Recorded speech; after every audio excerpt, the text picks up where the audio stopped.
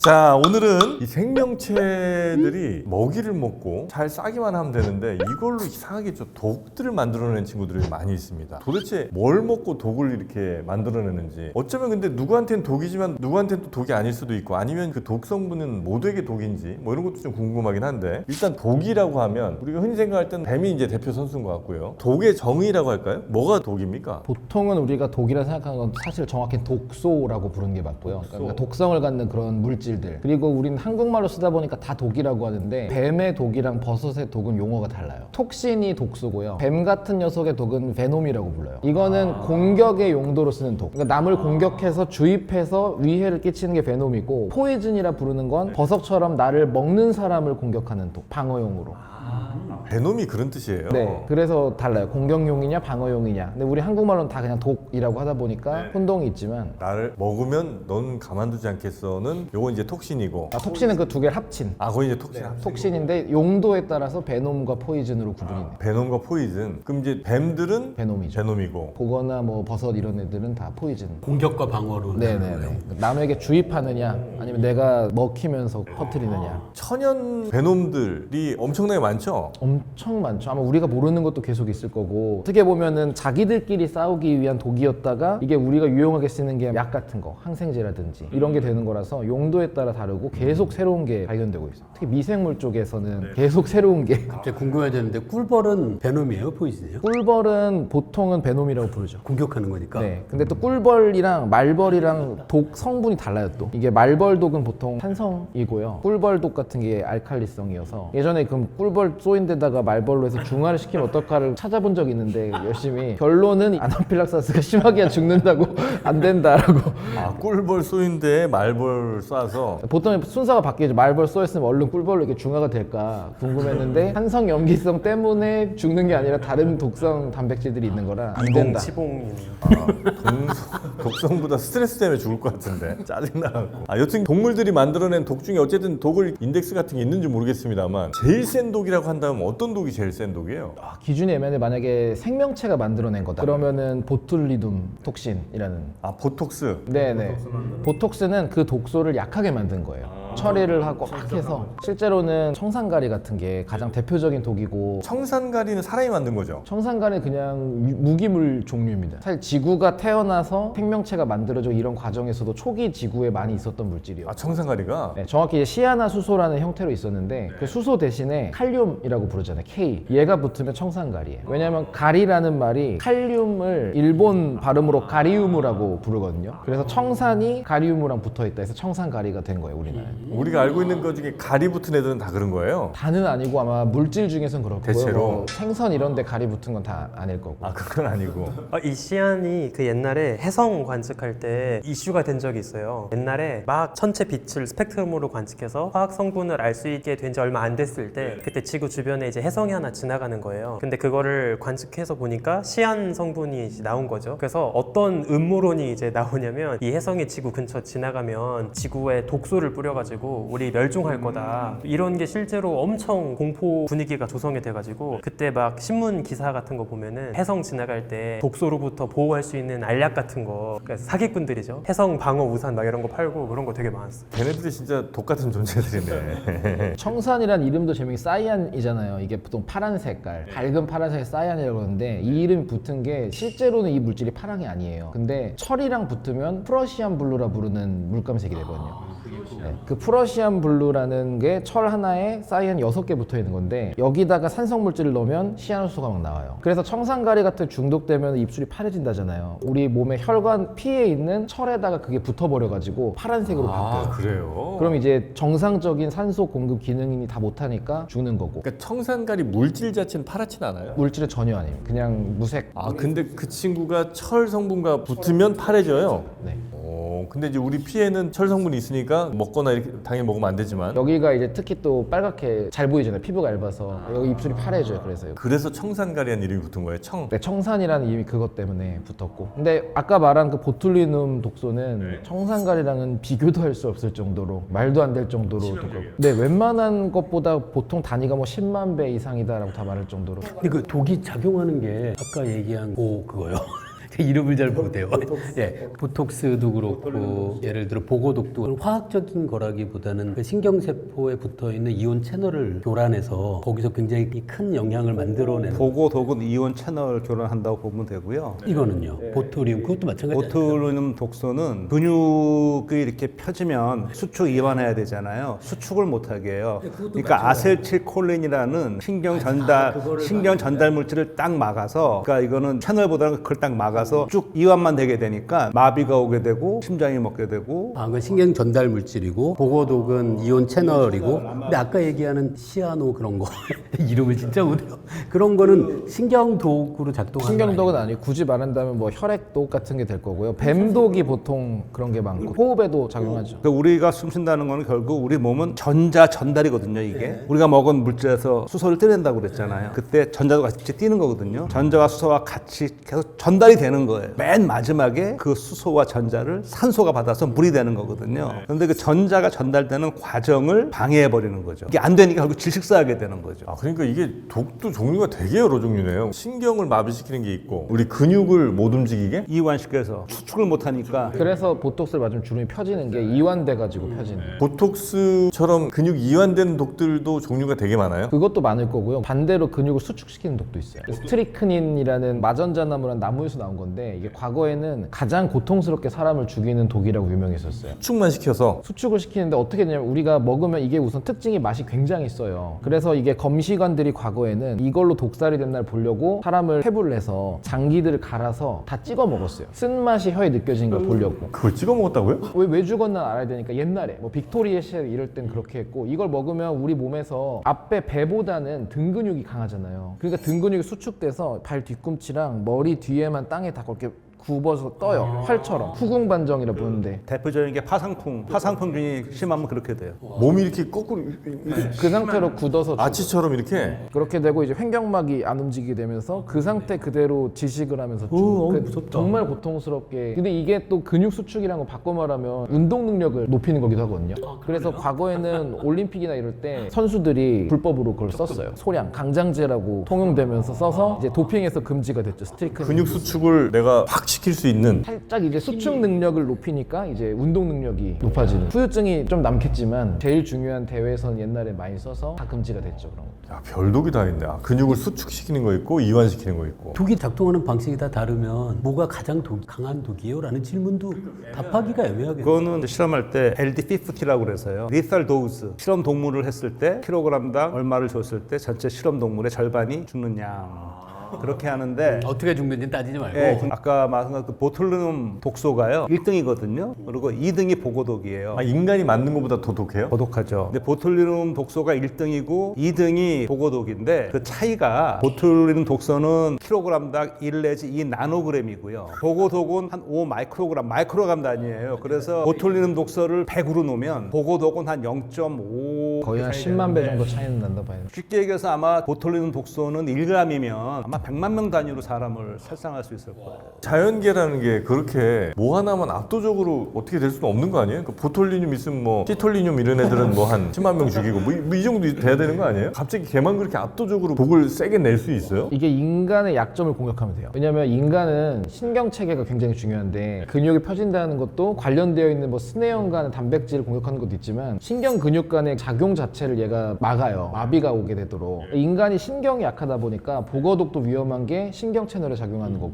그 외에도 신경가스라는 무기들도 알려져 있잖아요. 그것도 다 신경을 제어하는 거라 인간한테 제일 취약하고 중요한 부분이 거기라서 유독 인간이 약한 대상이 되는 거죠. 그러니까 그 친구는 굳이 그렇게 만들 필요가 없잖아요. 그렇게 독하게. 인간을 죽이기 위해 만들어진 생명체는 아닐 거고 우리가 악용하는 거죠. 처음에 발견된 거는 1800년대에 캐러너라는 의사가 먼저 이게 신경독이라는 거를 발견했어요. 한 마을에서 소세지를 같은 거 먹고 막 식중독이 발생했는데 보통 식중독 걸리면 토하거나 막 설사하거나 그래야 되는데 이거는 분명히 음식 먹고 걸렸으니까 식중독은 맞는데 처음 보는 식중독인 거예요. 주름이 다 펴졌어. 공공 풀리고 팔다리 마비 오고 그래서 이 사람이 실제 자기가 그 상한 음식을 맛을 본 다음에 시큼하네? 이건 신경독일 거라고 추측을 했고요. 그리고 한 70년, 80년 뒤에 그게 재결을 알게 됐고요. 그게 알려진 다음에 2차 세계대전 때 이 독을 갖고선 생물 무기를 실제 만들려고 그랬어요. 했는데 결국 독으로는 못 만들었는데 그런 연구를 하면서 경제법 작동 원리가 다 규명이 됐어요. 모기 만들려다가. 실제로 아마 역사 기록을 보게 되면 731 부대는 실제로 이거 갖고 실험했고요. 아, 보톨리늄 이걸로? 그 당시엔 전쟁통이니까 적국이 하면은 연합군 쪽도 해야 되고 이 역사를 제가 좀 보면 미국에서도 이거를 연구를 했고요. 요인 암살용으로 하려고 그랬는데 실제로 작전을 한번 하려고 그랬어요. 중국 만주지만에 가서 일본군 고위 장교들을 이제 암살할 목적으로 이제 캡슐을 딱 만들어 맹독이니까 갖고 간 다음에 현지에 들어가서 매춘 여성들을 이제 포섭해서 장교들한테 이렇게 음식물이나 뭐 먹이려고. 이제 이런 식으로 했는데 이 요원들이 이걸 한 번 더 효과를 확인해 보려고 당나귀들이 좀 주인 있고 다니는 당나귀가 있어갖고 하나 먹여봤대요. 근데 멀쩡해. 안 죽네. 살을 더 먹여봤대요. 또 멀쩡해요. 그래서 본국에다가 이거 효과 없는 것 같다. 없다 했더니 그래 뭐 이상하네. 그래서 그걸 이제 취소했어요. 작전을. 근데 지구상에서 요 보툴리눔 독소의 내성인 동물이 딱 하나 있어요. 당나귀야. 진짜요? 네, 아마 2019년인가는 당나귀도 내성이 없는 게 보고된 바 있는데 하여튼 당나귀는 내성이 있어요. 보톨리늄 이거에. 예. 이유가 있나? 아니면 우연인가?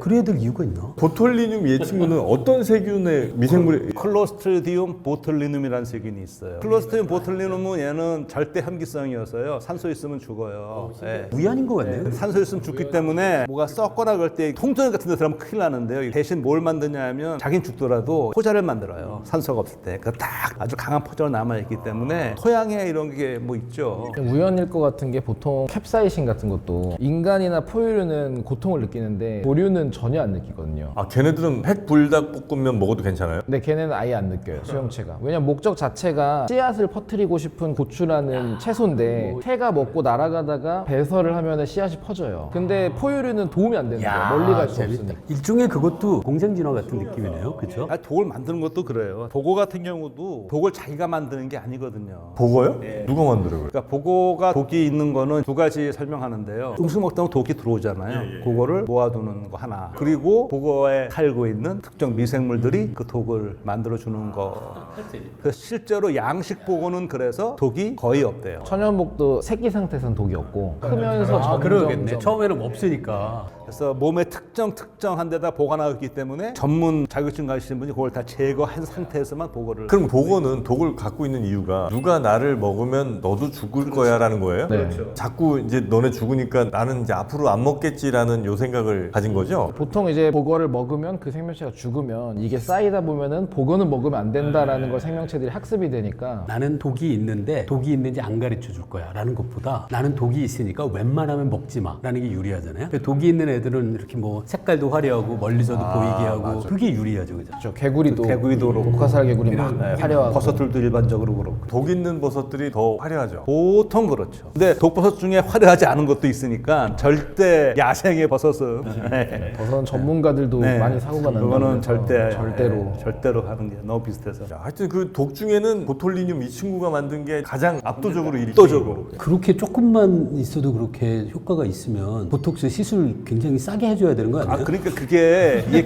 개발된 과정을 보면은요. 이제 전쟁이 끝나고 1960년대 미국의 앨런 스캇이라는 안과 의사가 그 양반 전공이 사시 교정이 전공이었는데 그때까지는 그 수술로밖에 교정이 안 됐대요. 이 사람이 아무리 봐도 약물이 좀 있을 것 같은데 쭉 자료를 찾다가 이걸 본 거예요. 근데 이게 전쟁통에 무기 개발하느라고 모든 게 다 밝혀져 있는 거예요. 그래서 이제 원숭이를 대상으로 시험해봤더니 효과가 있어서 70년대 중반에 FDA 승인을 받아가지고 자원자들 대상으로 했더니 효과가 있는 거예요. 그래서 그때부터 안과에서 사시 교정 또는 뭐 눈꺼풀 떨림 방지 이런 걸로 약으로 썼어요. 그랬는데 이제 80년대에 와서 캐나다에 부부가 있는데 남편이 피부과 의사, 부인이 안과 의사인데 그 안과 의사는 이제 이미 이거 쓰고 있었는데 둘이 대화를 하다가 부인이 남편한테 여보 지난주에 환자가 나와서 여기 떨림이 있어서 내가 이걸 놔줬는데 주름이 없어졌어. 오늘 왔는데 주름이 없어졌더라. 그러니까 피부과 의사가 한 거죠. 그래서 그때부터 이제 그런 주름 개선이나 이런 미용용을 쓰게 됐는데 다시 91년에 미국의 엘러간이라는 회사가 그때까지 있던 모든 보톨리눔 독소 관련 특허를 다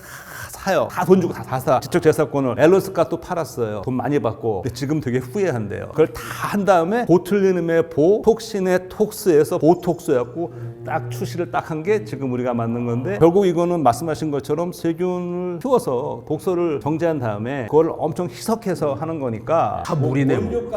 원료가스는 얼마 안 되는데 정제하는 노하우하고 안전하게. 그게 안전하게. 손이 생각보다 많이 가요, 실제로. 왜냐면은 그 중에서도 보통 쓰는 게 보툴리눔 독소 A라는 게 보톡스인데 이거를 뭐 열 처리를 일부 하고 독소 빼고 작업도 다 해야 되고 그대로 놔두면 얘네들도 결국 생분자라서 부서져요. 그래서 이거를 이온 용액에다 적절하게 넣어서 안정화를 또 시켜야 되고 이게 과정이 다 있어서 또 전체적으로 위험 부담이 항상 따르고 있고 그래서 이게 그렇게 하지만 저렴하지 원가는 않을 거예요. 싸다. 보톡스는 그냥 만지는 걸로는 별로 독이 안 되는 거죠? 안으로 들어와야 되는 그렇죠. 거죠? 들어와야죠. 근데 만지면 결국 어떤 경로로도 들어올 가능성이 높기 때문에 워낙 소량만 해도 큰일 나니까 생긴 건 뭐 물처럼 생겼어요? 보톡스는 원래 원액은? 실제로 본 적은 없는데 그러겠죠. 파우더로 만들어서 이렇게 하겠죠. 일단 보톡스는 압도적인 독성 물질. 그 다음에 말씀 주셨던 게 보거. 그 외에 다른 독들은 뭐 아까 버섯 잠깐 얘기해 주셨던 것 같은데 버섯 중에는 어떤 애들이 좀 셉니까? 버섯은 워낙에 센 게 많은데 사실 그 아마톡신이라 부르는 게 그 광대버섯 종류들에 있어요. 광대버섯. 무슨 광대버섯 해가지고 네. 아마토신이 이제까지 해독이 안 됐다가 최근에 이제 해독제가 처음으로 나와가지고 문제가 또 산에서 먹고 사고가 생기지 집에서 먹진 않으니까 구조가 좀 어렵다는 게 있고 제일 유명한 거는 요즘에는 그 붉은 사슴뿔버섯이라는 버섯이 땅에서 이렇게 빨갛게 막 길쭉길쭉하게 자라는데 얘는 손으로 만지기만 해도 독이 들어오고 먹으면 당연히 들어오고 증상이 독특한 게 방사능에 피폭된 거랑 증상이 똑같아요. 머리카락도 다 빠지고 내장부터 문제 생기고 방사능 같은 거 몸에 들어오면 사실 우리가 아까 전에는 생물독 얘기를 했지만 독소 중에 무생물독까지 포함하면 제일 위험한 게 사실 방사능 물질이거든요. 폴로늄이라는 물질이 그냥 나가지도 않아요. 몸에 들어오면은 죽는다 보면 되는데 얘네들은 막 DNA나 이런 우리 몸의 유전 정보를 다 파괴해요. 얼마나 들어오면? 방사능 물질은 조금만 들어와도 그러고 사슴뿔버섯 같은 것들도 그거랑 유사하게 단백질을 만드는 걸 다 파괴해버려가지고 우리 몸에서 이제 머리카락도 다 단백질이고 케라틴이 있잖아요. 머리카락 빠지고 몸에 문제가 생기고 그렇게 후유증도 남고 제일 중요한 건 얘가 공충하초나 아니면 영지버섯 이렇게 널쩍하게 생각하는데 어릴 땐 이게 좀 길쭉해요. 그냥 이거랑 착각해서 따서 섞여가지고 먹어서 생긴 사고가 많아요. 우리나라에도 있고 익혀도 안 돼요? 익혀도 안 돼요. 어떻게 해도 안 부서지는 독이에요. 요리 같은 거로는 버섯 샤브샤브 다 안 되고.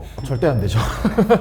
이 친구들은 근데 독이 생긴 건 어쨌든 자기 보호를 위해서 생긴 거겠죠? 그쵸. 우리가 말하는 그 피톤치드라고 하는 것도 특정한 녀석들한테 독이에요. 다 CID라고 붙은 게 CID인데 얘가 죽인다는 뜻이에요. 페스티사이드, 인섹사이드에서 그게 수사이드도 그 뒤에. 네, 사이드. 피톤사이드예요, 원래는. 근데 우린 피톤치드라고 그냥 부르는 거거든요. 얘네들은 세균이랑 싸워서 이기려고 나무들이 만들어낸 물질이고 인간한테는 문제가 없으니까 우리는 그거를 여기는 세균도 없고 쾌적한 곳이라고 이해를 할 수가 있는 근데 거예요. 세균들은 마주 그냥 벌벌벌 떨겠군요. 자기를 공격하거나 자기한테 기생한 녀석들이랑 싸우려고 하다 보니까 나무마다도 그래서 그 물질의 종류가 다른 거고 그렇게 이제 식물들도 자기 보호를 위해서 만들어내는 독들이 있고. 가끔 보면 나무 자라있으면 주변에 풀이 안 자라는 나무들이 있어요. 맞아요. 소나무 아래가 그렇지 않아요? 그게 알레로케미컬이라고 얘네가 땅에다가 물질을 뿌려요. 다른 식물들이 못 오고 그러니까 일종의 제초제 만들어 뿌리고 세균이나 벌레도 못 오게. 여기는 왜 다 잔디 다 있는데 이 나무 밑에는 왜 이렇게 갈색으로 돼 있고 없지? 얘가 다 죽인 거예요. 인간한테 별 문제 없는데. 인간한테는 문제가 없으니까 저희가 조경수로 키울 수가. 근데 그런 거는 잘 활용만 하면 손 많이 안 가고 괜찮겠네요, 그죠? 사실 우리가 독을 잘 활용하고 있죠. 파라셀수스가 그 말했나요? 독과 약의 차이는 양의 문제. 양의 문제라고. 적절하게 잘 쓰면 이제 약이 되는 되는 거고 좀 많이 과하면 이제 독이 될 수도 있고 우리가 먹는 약들도 이게 농축되고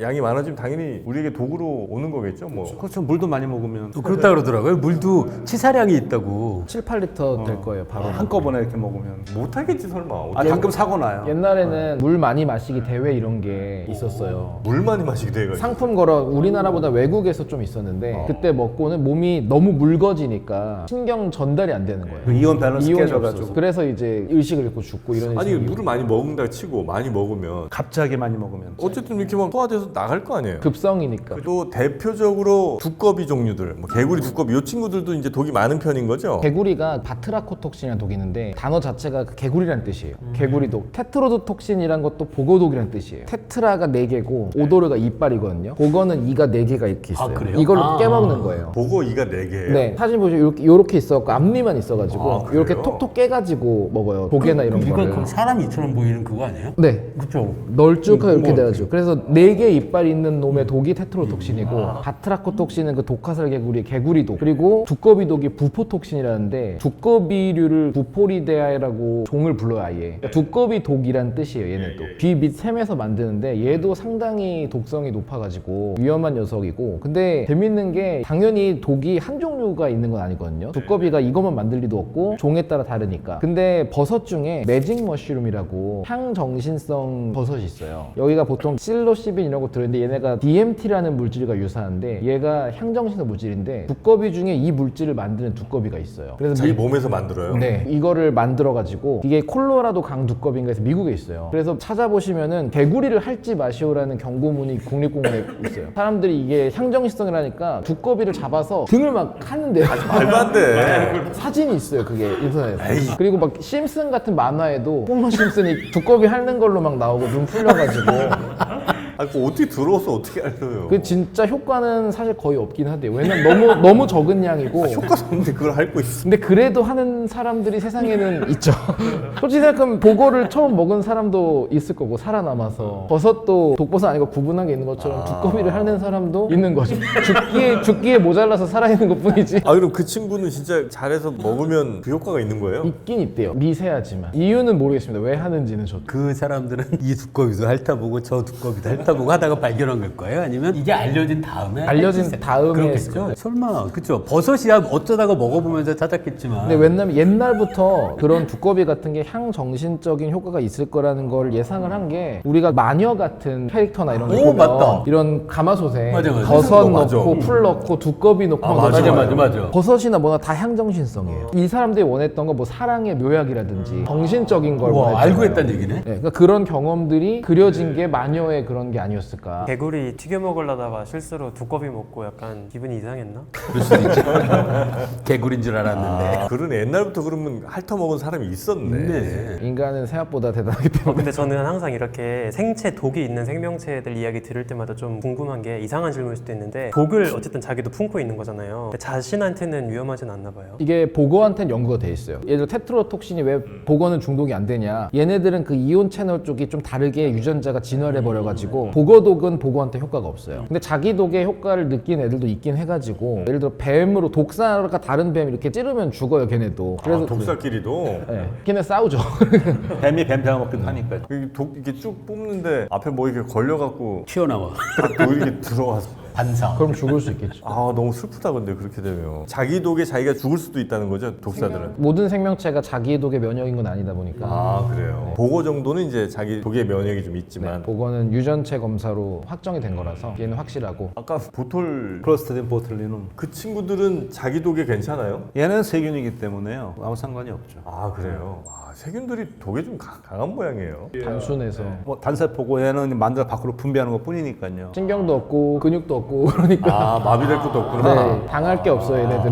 그래요? 독에 유독 강한 친구들이 그런 이제 세균들 말고는 또 뭐 있습니까? 아, 얘네들은 진짜 웬만한 독은 다 이겨내더라. 그런 걸 특별히 들어본 적은 없는데 네. 당나귀. 당나귀. 뱀 잡아먹고 그런 애들 있지 않아요? 아, 몽구스. 보통 그런 얘기가 있어요. 몽구스도 그렇고 미어캣도 전갈이나 막 지네 먹고 한다 그러고. 맞아. 근데 걔네들은 그 내성이 있는 것도 있지만 먹는 방법이 있어가지고 그런 데는 띄고 먹는데요. 전갈이면 꼬리침은 제거를 하고 아, 얘네들 먹을 먹는다 때도? 건데 걔네가 막 그냥 막 다 퍼먹는 건 아니라서 아, 그래요? 위험한 건 알긴 아는 네, 거예요. 가족끼리 그래서 사냥해서 먹는 걸 자녀들한테 알려준대요. 보거처럼 손질해서 먹는 거는 나름. 뭐 나름의 손질하는 거네. 그렇게 해서 동물 또 생태계는 유지가 되고 순환이 되고. 아, 오늘 동 얘기도 아주 재밌네요. 그러네요. 과학자 한 분이 또 계시니까 굉장히 또 토크가 수준이 많이 좀 올라간 것 같습니다. 위험한 거 얘기하는 것 같은데.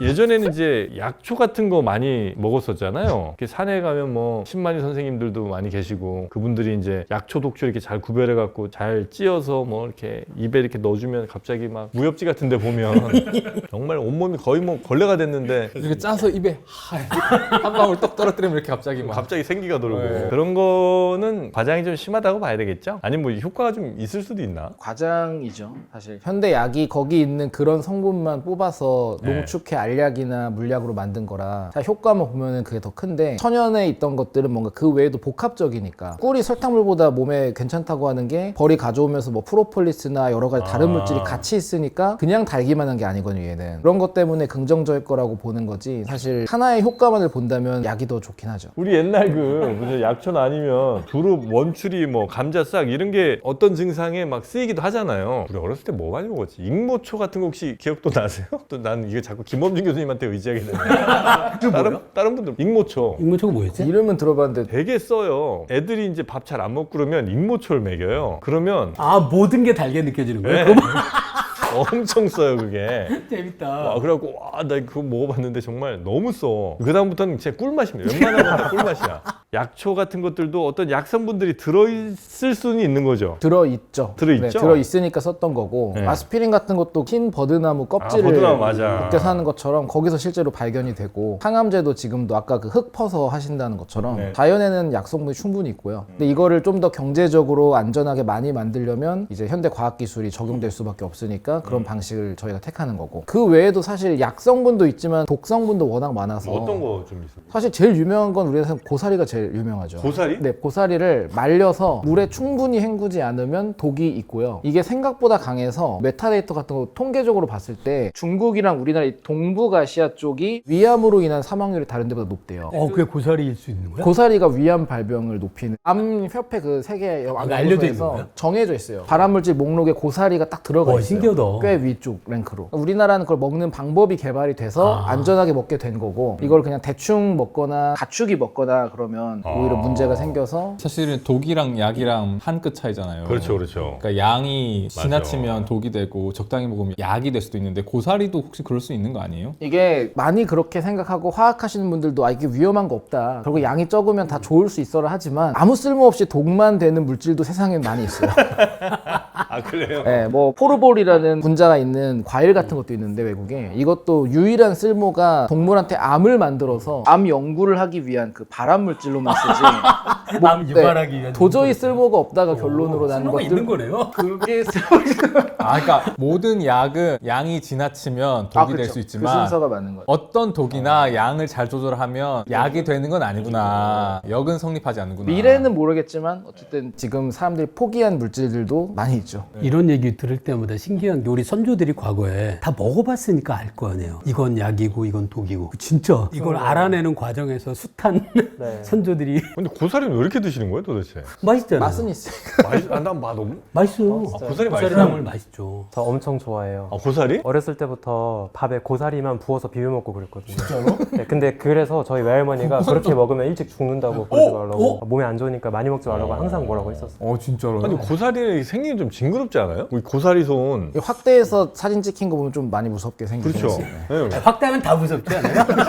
근데 약간 고사리가 고기 맛이 나서 사람들이 맞아요. 저도 좋아하는 약간 아 그런 고사리가. 그 씹히는 네, 맛도 네. 느낌도 고기 좋고. 육질 같은 느낌이 좀 아 있잖아요. 그래서 좋아하시는구나. 맛있어요. 아, 고기를 먹으면 되잖아 이제. 고기가 없을 때 예전에. 비빔밥에 고사리가 아마 고기 대신에 들어가서 그 역할을 해주지 않았을까요? 저희가 먹는 그 고사리가 살아있는 화석의 그 고사리랑 똑같은 예, 거예요. 예, 그렇죠. 아 그 뭐 중생대 뭐 네, 이때 네. 있는 고사리. 같은 양치식물. 고사리도 약간 독성 있고 또 혹시 뭐 사과씨 이런 것도 독성 있다고 그러잖아요. 사과씨도 되게 유명하죠. 사과씨나 뭐 복숭아씨. 복숭아씨 사실 커고 딱딱해서 안 먹는데 또 살구씨도 옛날에는 식당에서 말린 살구씨 깎아서 소화제처럼 놓는 데가 있었어요. 근데 거기도 주의사항으로 한두 조각 이상 절대 먹지 말라고 항상 써 있었는데 이것들이 공통적으로 갖는 게 그 청산 배당체라 그래서 이게 그 청산가리 같은 물질이에요.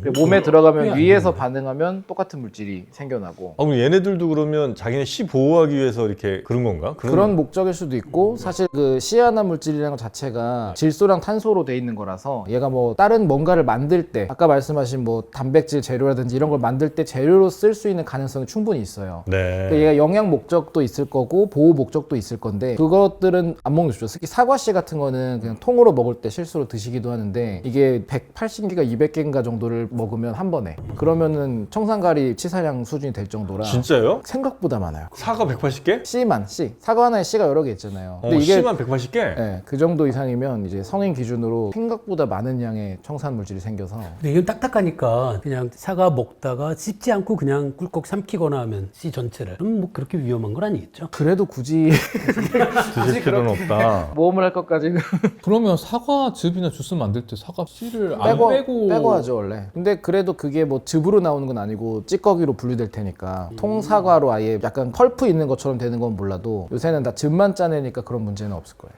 그럼 백설공주가 죄송합니다. 사과를 너무 많이. 아 씨까지 먹은 거 아니냐? 아 그런 의혹을. 그러다가 나중에 구치로 깬 거죠.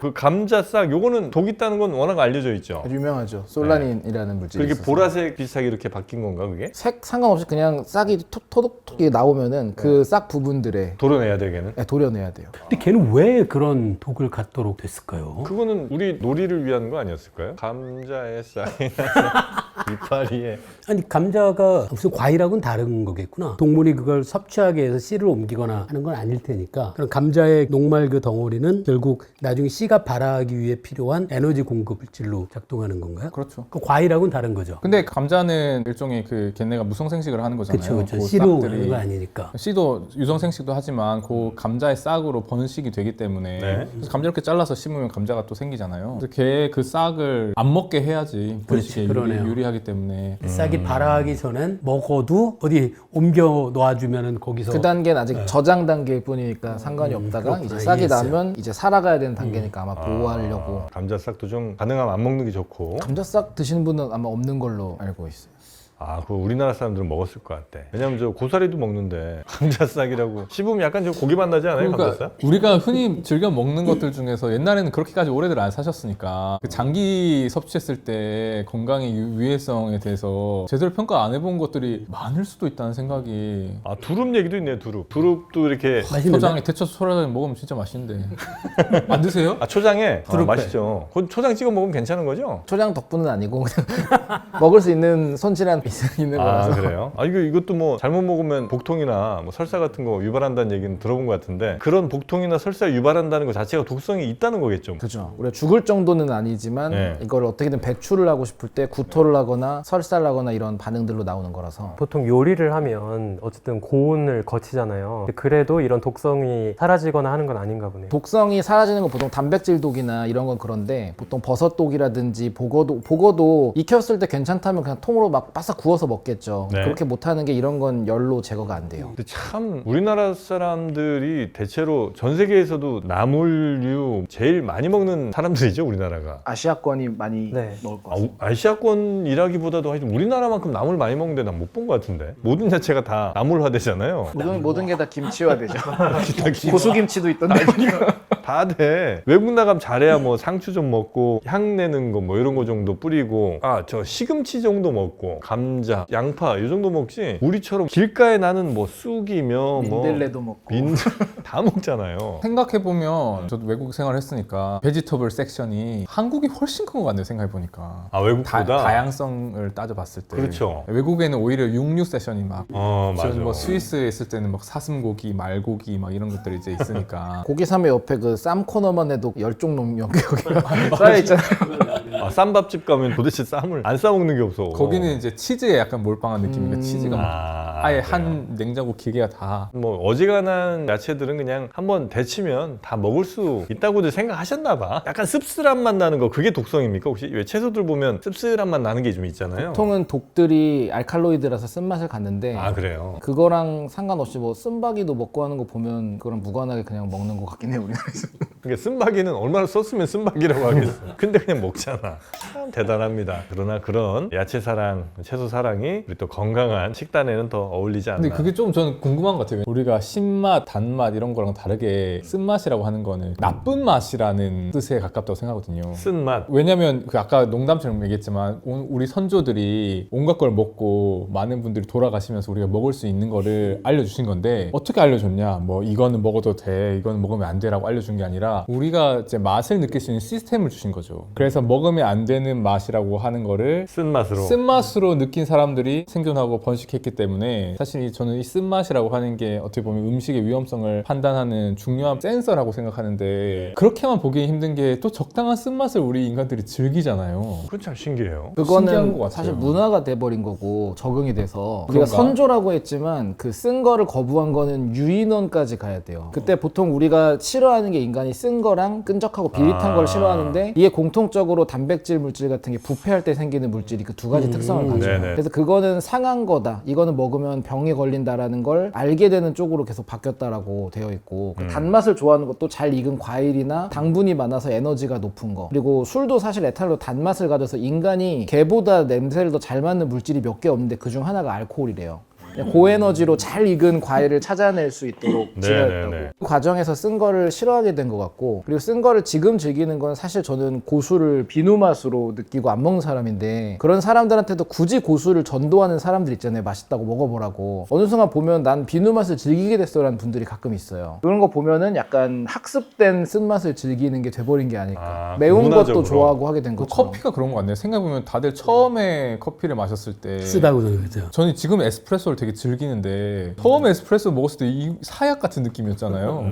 그런 걸 보면 이게 소주도 우리- 똑같죠. 네. 소주도 처음에 먹는 사람 막 이걸 무슨 맛에 먹냐 그런데 좀 지나면 막 먹으니까. 잘못 먹으면 위험한 음식의 조합. 그러니까 이렇게 음식들이 만나면 큰일 난다. 우리 역사서에서도 있었던 것 같은데 뭐 홍시랑 게장. 게장, 그렇게 먹으면 뭐 큰일 난다 등등의 말들이 좀 있는데, 지금 혹시 뭐랑 뭐 이렇게 잘못 만나면 안 되는 음식들 화학적으로는 다 이제 분석이 될 거 아니에요. 어떤 것들 좀 있습니까? 지금 말씀하신 감이랑 게장. 이거 확실한 거예요, 진짜? 네, 이거는 확실해요.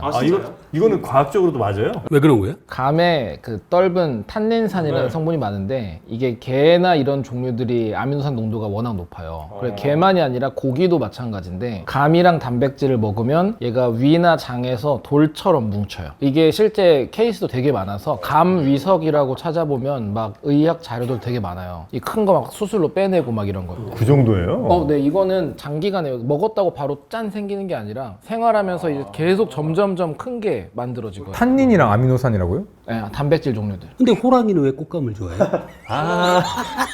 김범규 교수님. 그러니까 멸종했어요.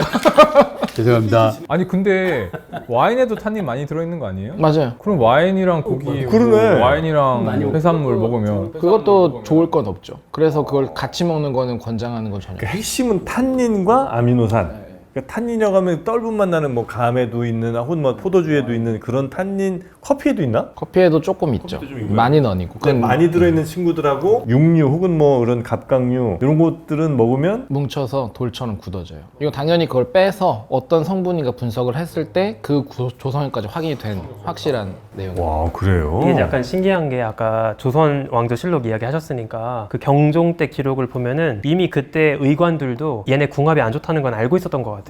어떻게 알지? 그래서 경종이 이렇게 먹으면 안 되는데 먹었다. 그래서 약을 처방했다. 이런 기록들이 있긴 하더라고요. 이거 만약에 이렇게 먹었을 때 그럼 약으로 뭘 좀 이렇게 중화시킬 수 있는 건 있어요? 뭐 화학적으로 탄닌과 아미노산 만남을 좀 저해야 하는, 좀 늦게 만드는 뭐 이런 거 혹시 있습니까? 특별히 약이나 이런 건 없고 그냥 물을 좀 많이 마시는 게 낫겠죠. 농도가 묽어지면 반응 자체는 무조건 늦어질 수밖에 없으니까. 그래요? 감이 유독 탄닌이 많은 과일인가 봐요. 감 많죠. 우리가 감 좀만 덜 익은 거 먹어도 떫은 맛 나는 게 탄닌의 핵심이라서. 그것도 사실 우리 입안에서 탄닌하고 아미노산이 반응하는 거예요? 네, 탄닌이 혀 표면에 있는 수용체 같은 거에 붙어요. 그게 탄닌이 폴리페놀 성분이라. 그래서 카카오 초콜릿도 90 몇 프로짜리 먹으면 막 혀가 떫고 약간 미끈미끈하게 코팅되는 느낌. 그게 탄닌 같은 성분이 붙어버려가지고. 맞아. 같은 계속 붙어 방식으로. 있어. 네. 그 친구들이 탄닌 성분을 그렇게 갖고 있는 건 혹시 그 친구들도 누군가에게 떫게 느껴져서 좀 안 먹히려고 그렇게 진화한 건가? 그럴 수도 있죠. 근데 보통은 이게 덜 익은 감은 좀 심한데 잘 익으면 그런 게 훨씬 덜 하잖아요. 이게 결국 폴리페놀이라는 물질이라 깨질 수가 있어요. 익으면서. 바나나 같은 것도 덜 익은 거 먹으면 약간 떡떡한 맛이 나요. 이게 녹말같이 쭉 연결돼서 안 깨진 채로 혀에 다 붙으니까 그런 느낌인데 익으면 익을수록 이게 작게 쪼개져서 단맛으로. 그 이유를 제가 말씀드리겠습니다. 자, 감도 덜 익은 상태에서는 씨가 제대로 여물지 않았을 거 아니에요. 그럼 새들이 먹고 제대로 된 씨를 뿌릴 수가 없는데 잘 익은 애들은 씨도 잘 익었으니 그쵸, 기다려라 자식들아. 그래서 말 되는데요? 그 씨 잘 익으면 이제 또 먹어줘야 식물로서는 더 도움되는 거니까 맛있게 해주고. 자, 그리고 또 어떤 뭐 음식들 혹시 있습니까? 보통 이제 우리가 실수할 만한 거는 장어 같은 거랑 복숭아 말 많잖아요. 장어 복숭아 같이 먹으면 안 된다. 난 처음 들어보는데. 이게 몸에 병 난다기보다 설사를 내요. 장어랑 복숭아를 먹으면 그러니까 장어 자체가 기름기가 되게 많아요. 그리고 복숭아가 그런 기름 성분들을 어정쩡하게 분해해서 흡수를 못하게 만들어요. 아 몸에서. 그래서 설사를 내요. 기름 설사를 막 하고. 아. 근데 이런 건 우리가 아니까 혹은 뭐 장어랑 복숭아 같이 먹을 일이 많진 않잖아요. 근데 제일 실수 많이 하는 게 보통 시금치. 시금치는 칼슘 있는 거랑 같이 먹으면 되게 안 좋아요. 진짜요? 네. 근데 보통 시금치 반찬에 멸치볶음 같이 먹고 그거 되게 안 좋은 멸치, 식당에 가면 두부 이런 밑반찬으로 거. 급식으로도 먹어본 적은 있는 것 같은데. 두부. 시금치랑 두부요? 네, 그런 거랑 같이 먹으면 신장 결석 이런 거 잘 생겨. 오. 아니 그러면 백반집에서 두부 구워주고 시금치 주고 그러니까 이게 충분히 데친 시금치면 괜찮은데 시금치도 안 데치고 혹시 드셔보시면 아린 느낌이 있어요. 두릅 같은 식으로. 샐러드로 막 먹잖아요. 얘네가 다 그 옥살산이란 게 있는데 얘가 칼슘을 만나면 바늘처럼 자라나면서 요로결석, 신장결석 이게 다 이거예요. 아 진짜. 그 외국에서는 시금치 안 먹는 나라들도 있어요. 그래서 아 진짜요? 독초라고 알려진. 시금치를? 이 종 자체가 독초가 많아요. 옥살산 많은 거라서 고사리 먹었을 때처럼 기어코 먹은 거예요. 우린 다 먹죠. 아니 근데 시금치랑 칼슘이랑 만나면 안 된다고요? 거기 왜 옥살산이 유독 많은 종류가 시금치라서. 뭐 그럼 근데 시금치 크림 파스타 막 이런 거 있으면 그런 거 되게 잘 데치면 그 충분히 아, 데치는 게 데치면 걔네를 상관없구나. 녹여서 빼는 거고 키위랑 같은 종류거든요. 시금치랑. 키위도 그래요? 네, 그것도 잎이나 이런 거에 옥살산. 네, 약간 막 만지면 따끔따끔한 느낌 네, 네. 나요. 그게 옥살산이 닿으면 항상 따가워져. 아 그래요? 시금치가 제일 조심해야 되는 거라고 알려져 있죠. 좀 살짝 데쳐서 특히 두릅 같은 거 아린 양 좋아하시는 분들은 살짝 데쳐서 먹는 거 그게 이제 몸에 잘못 칼슘이랑 들어가면 바로 뭉쳐버리는. 칼슘과 하여튼 그 아린 채소들. 이 친구들 좀 조심하겠습니다. 아, 이거 조심할 게 너무 많네. 그 정도만 조심하면 나머지는 사실 아 그래요? 네, 큰 걱정 안 해도 되는. 그 생선이랑 뭐 유자차 같은 거 안 좋다던데 그거는 안 좋다기보다 비리죠. 그렇게 먹으면. 아 비리다고요? 아 그렇지. 비린 맛을 더 강화시키는 거예요? 네네. 왜냐면 보통 생각하는 게 생선이 그 우리 레몬즙 뿌리잖아요. 네, 네. 이거 뿌리는 건 생선 중에 아민이라는 그 질소 있는 물질들이 비린내가 나요. 이것들을 제거보다 냄새가 안 나게 하려면 레몬을 쓰는데 등푸른 생선은 비린내 나는 물질이 산성 물질이라 감귤 종류나 이런 거랑 같이 하면 비린내가 강화가 돼요. 근데 고등어 구이 할 때 레몬 한 맞아. 슬라이스 이렇게 올려주는 그거 올려주는 거지. 고등어 손질할 땐 쌀뜨물에 씻어요. 그게 단백질로 잡아내는 거라서 처음부터 레몬즙으로 하면 비린내 아주 초강력해. 그러면 식당에서 이렇게 주는 건 그냥 데코레이션이에요? 다 익혔으니까 그냥 데코거나 그걸로 이제 비린내 씻어내겠다라고 시도하면 망하는 거죠. 생선구이 같은 거 특히 이제 뭐 고등어구이 이런 걸 맛있게 먹어요. 사각사각 그 아주 상큼한 김치랑 먹으면 더 맛있을 것 같아서 김치를 먹잖아요. 그럼 그때부터 비린내가 확 느껴질 때가 있단 말이죠. 뭐 된장 국물 떠먹을 때 괜찮아. 무슨 누룽지 국물도 괜찮아. 김치를 이렇게 먹거나 아니면 김치 국물 같은 거 이렇게 딱 하면 오히려 그 비린 맛이 확. 그래서 저는 그 김치의 상큼한 맛에 너무 대비돼서 비린 맛이 올라오나 생각을 했었거든요. 그거는 뭐 상당 불가한 얘기죠. 확인도 안 되고. 근데 사실 김치라는 것도 산미가 있잖아요. 새콤한 맛이 있다는 건 무조건 산이 있다는 거거든요. 있죠. 그러면 당연히 아까랑 똑같이 아, 그래요? 네, 당연히 그 비린내나는 물질이 더 생길 수밖에 없죠. 근데 이게 뭐 예를 들어서 그냥 삼치라든지 이런 생선 먹을 땐 몰라도 고등어나 참치나 이런 거 먹을 때는 그러니까 다랑어류 먹을 때는 신맛 나는 거랑 먹으면 비린내가 나요. 근데 왜 묵은지 고등어찜은 그렇게 맛있을까요? 아 묵은지 고등어지. 그거 훨씬 강할 것 같은데. 잘 만들어 그런 거 아닐까? 대충 만들면 엄청 비릴 거예요. 꽁치 김치찌개도 맛있는데. 그 소울푸드.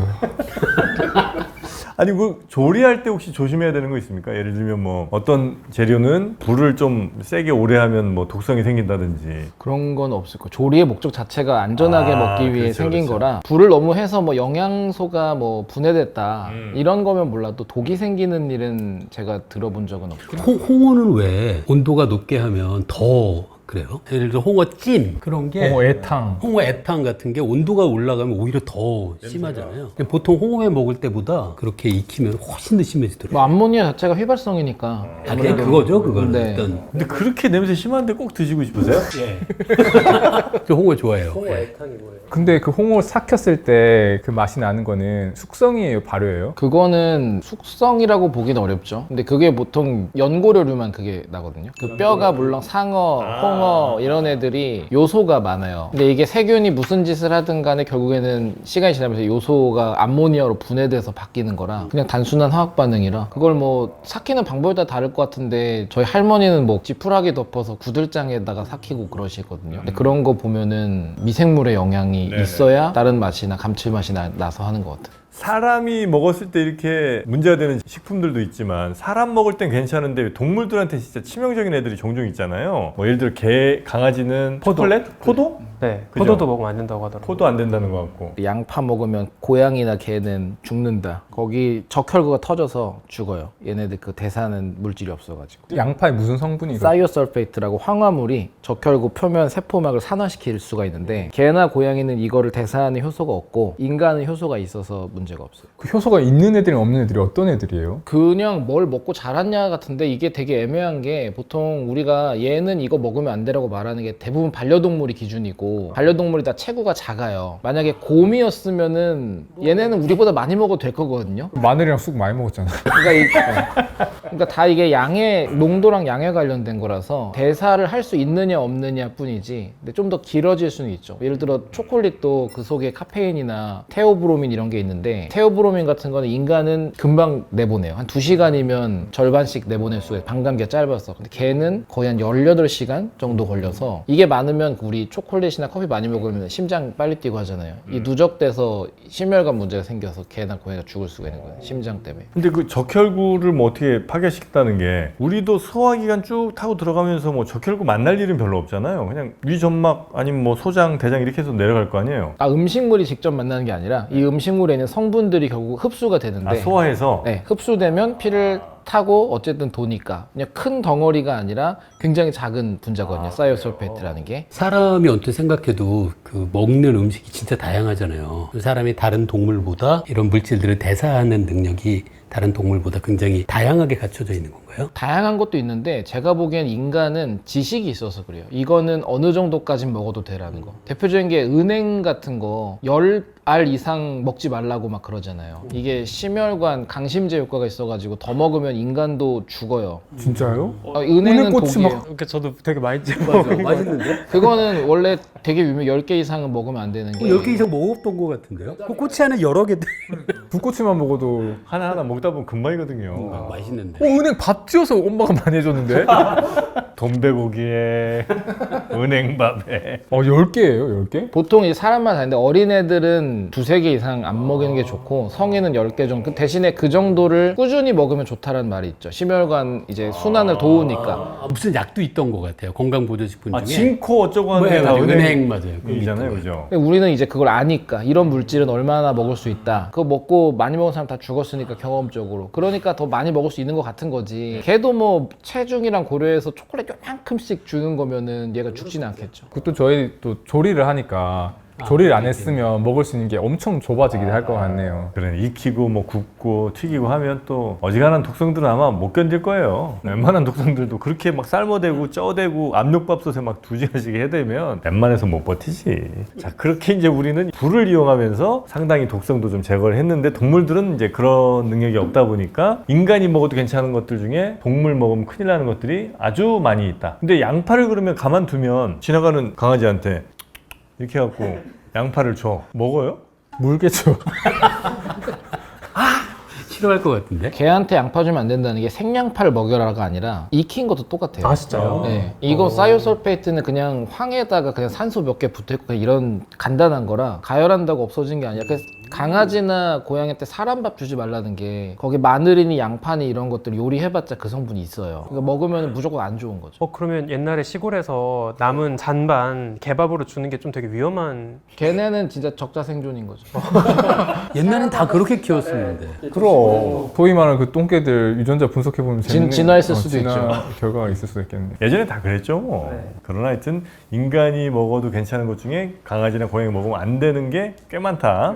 네, 그 중에 대표적인 게 너무 흔하니까 사실은 양파 같은 경우는 먹기 쉬울 것 같은데 그건 익힌 것도 안 되고 생양파도 당연히 안 되고 자, 혹시 그 우리가 진짜 괜찮은 듯해서 막 먹다가 나중에 독성이 뒤늦게 발견돼서 막 안 먹게 됐다든지 아니면 독성이 좀 있는 것 같아서 피했는데 먹어보니 괜찮다든지 이런 것들도 꽤 있습니까? 항상 있죠. 보통 먹던 거를 안 먹게 되는 것보다 이제 안 좋다 했는데 생각보다 괜찮은 애가 더 많고요. 걱정이 생기면 그걸 안 하는 게 보통 일반적이니까. 근데 최근에도 계속 얘기 나오는 게 이제 식용색소들. 특히 적색색소 종류 중에서 암을 유발한다거나 네. 적색 40호 이런 건 ADHD랑 연관성이 있다라고도 이야기가 있었고 이게 아주 과학적으로 입증된 건 아니에요. 의심된다거나 확인이 필요하다 정도인 것들이 많고 물론 진짜 그렇게 돼서 퇴출된 게 많아요. 적색 2호, 적색 3호 이런 것들은 우리가 보면은 써 있는데 적색 1호는 안 써 있거든요. 걔는 퇴출돼서 아, 없어요. 이미?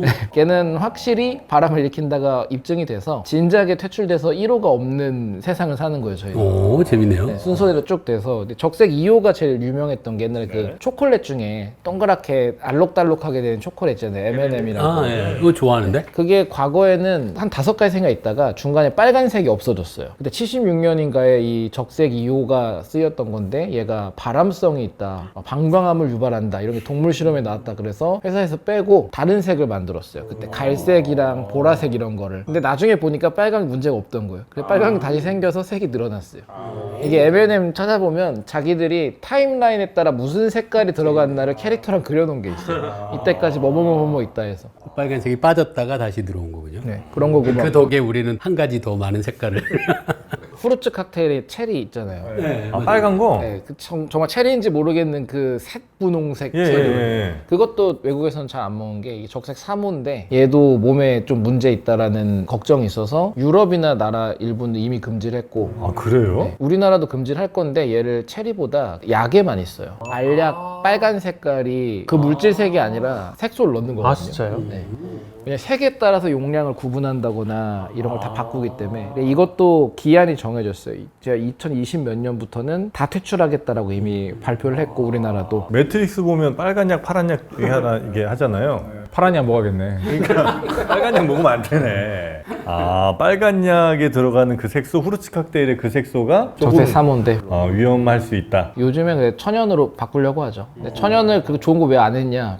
비싸고 두 번째는 색이 바래요. 태양빛을 받으면 천연 색소들은 구조가 깨지면서 색이 바래서 새빨갛게 이쁘게 만들었는데 진열해 놓고 나중에 사서 봤더니 연건 뭐 색이 갈색으로 바래져 있다거나 그래서 안 썼었어 이제까지. 근데 음식에 색깔 넣을 때 생각해보면 뭐 빨간색이나 노란색 같은 건 비교적 전 직관적인 것 같거든요. 어떤 재료를 써야 할지가 명확해 보이는데 파란색 재료는 사실 전 잘 모르겠어서 파란색은 보통 어떻게 만드는지가 좀 파란색 색소? 네, 되게 인위적인 색깔 같지 않아요? 그래서 파란색이 되게 귀한 염료지 않았어요? 예전부터 전통적으로? 청금석이라고 광물 예전에 많이 썼어요.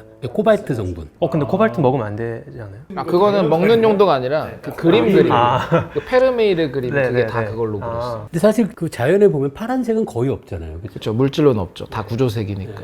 블루베리 정도? 블루베리도 보면 파란색이라고 하긴 좀 그래요. 파랑이 아니라 보라색. 보라색. 파란색이 별로 없나? 네. 파랑은 없어요. 그 푸른고리문어 이런 것도 다 물질 아니라 구조색이라서 이게 너무 에너지가 파란색을 만들기 어렵잖아요. 그렇죠. 파장이 짧아서. 그리고 그 에너지를 내려면 이 분자가 당연히 더 강한 에너지를 받아서 처리를 해야 되는데 그러면 또 손상이 가고 하니까 파랑은 자연이 선호하질 않아요. LED도 파란색이 가장 늦게 개발됐거든요. 네네. 뭔가 자연이 파란색을 싫어하네. 지금도 QLED라고 나오는 거 빨강이나 녹색은 다 퀀텀 다소 되는데 파란색 선명한 게 없어서 지금 QLED가 전부 퀀텀 다소로 만들어지지 못하고 있어요 아직. 근데 파란색이 크기만 줄이면 되지 않아요? 그게 색의 밝기가 달라요. 네, 이것들은 밝은데 얘는 어두우니까 그걸 컨트롤이 안 돼. 화면을 만들기엔 퀄리티가 보장이 안 되는. 사실 우리 생화학 무기들이 이제 그 비슷한 원리일 거 아니에요. 그러니까 가볍게 보면 뭐 최루액 같은 게 이제 생화학 무기 중에 하나일 거고 그보다 훨씬 더 이제 강해지면 인간의 생명이나 뭐 건강을 심각하게 침해할 수 있는 그런 무기들이 만들어질 거 아닙니까? 그런 무기들 가운데 현존하는 생화학 무기 중에 제일 강력하다 혹은 뭐 비인도적인 무기는 어떤 거 있습니까? 생화학이라고 하면 이제 생물 무기랑 화학 무기를 합친 거라서 그럼 이게 일단 화학 무기로 갈게요. 화학 무기만 본다면 신경가스 종류가 신경가스? 네. 신경 많이 써요 이거는? 신경 쓸 일이 미안합니다. 없어요 죽으니까. 신경가스는 뭐예요? 우리 신경을 마비시키는 거예요? 신경 작용을 억제하지 못하게 해가지고 죽이는데 뉴스에도 가끔 나와요. 김정남 암살 사건. 아, 그래서 얼굴에 있었던. 여기 발랐다는 거? 그게 아까 말씀드린 이원화 무기라서 2명이 발랐어요. 한 명이 바르고 그다음 다른 여성이 또 발랐는데 각자는 괜찮았어요. 아, 그래요? 네, 그래서 두 번째 바른 사람은 중독 증상이 좀 나왔어요. 왜냐면 입이 묻어있던 게 손에 조금 묻어가지고. 그렇게 미량만으로도 이게 사실 그때 썼던 건 이제 VX라고 하는 종류의 물질이고 VX. 이것보다 좀 더 약한 기존의 무기가 살인가스라고 하거든요. 옛날에 그 일본 네, 그거 도쿄 지하철, 옴질리교에서 옴질리교. 예. 이게 살인하면 보통 살인으로 잘못 알아들은 분들이 은근히 많은데 살인. 네, 이 살인도 무슨 뜻인지도 모르는 경우가 사실 대부분 맞아요. 이게 만든 사람들 이름 딴 거예요, 그냥.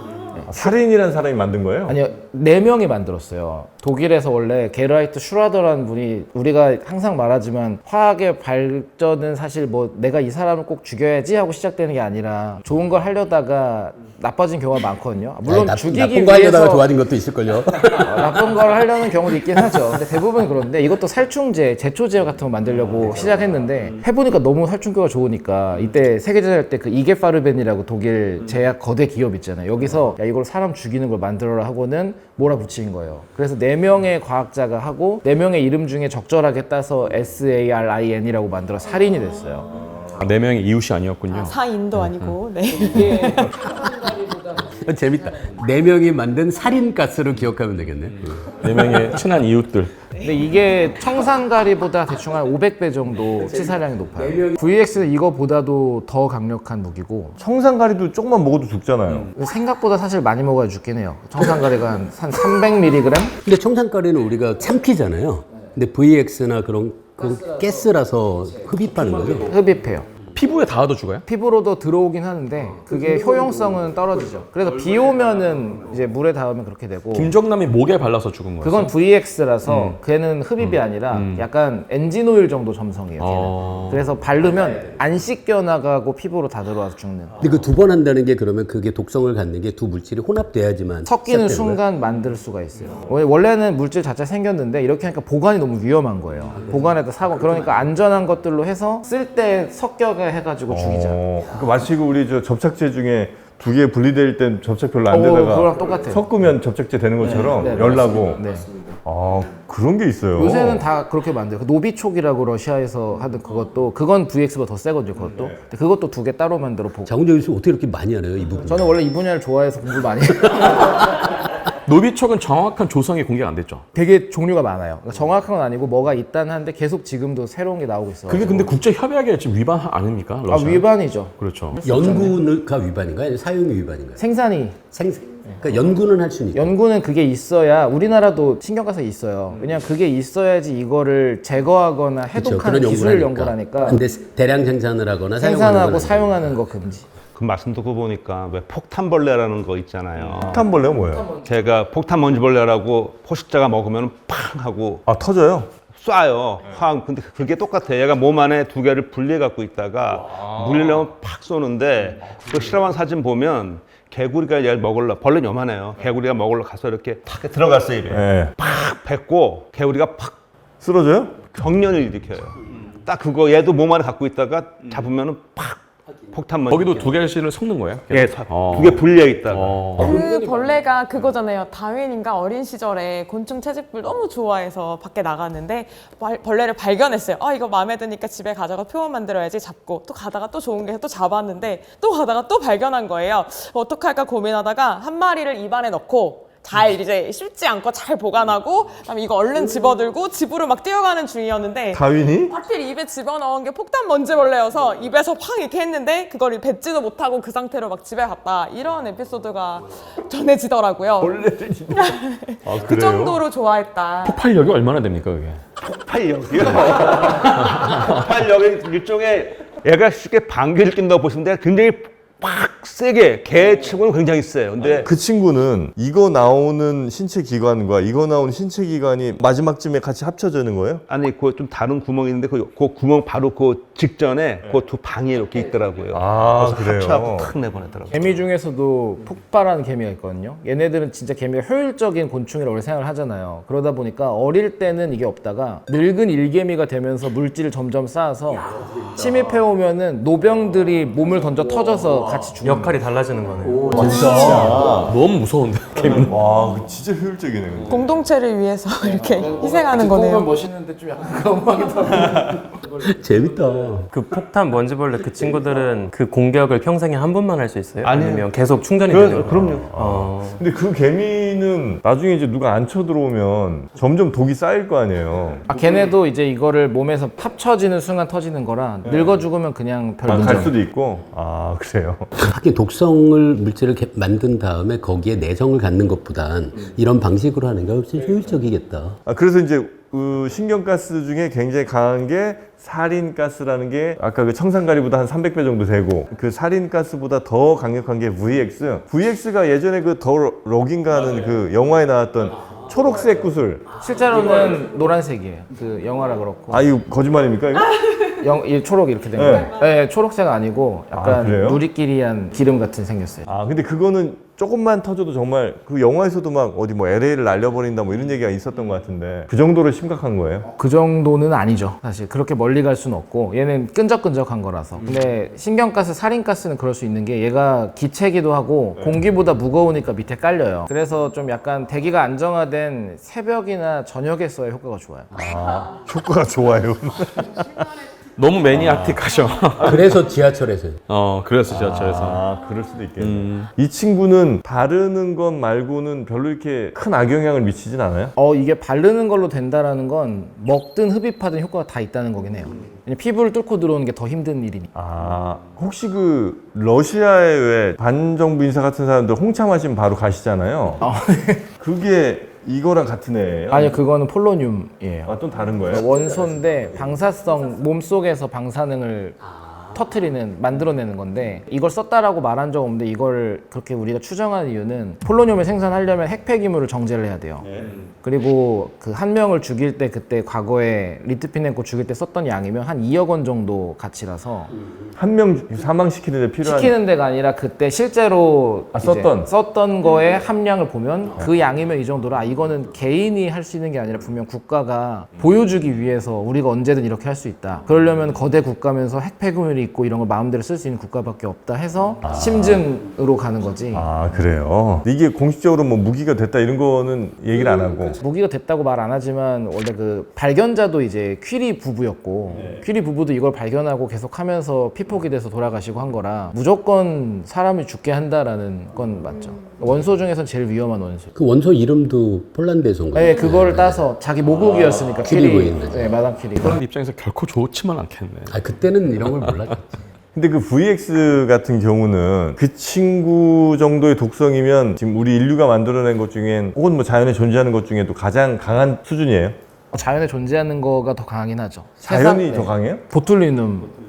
보툴리눔이 만든 그게 모든 물질 중에 가장 뭐 치사율이라 그랬나 그 LD50가 제일 네, 낮죠. 그게 제일 낮아서 제일 독한 아마 물질. 1g이면은 한 100만 명. 시사량. 예.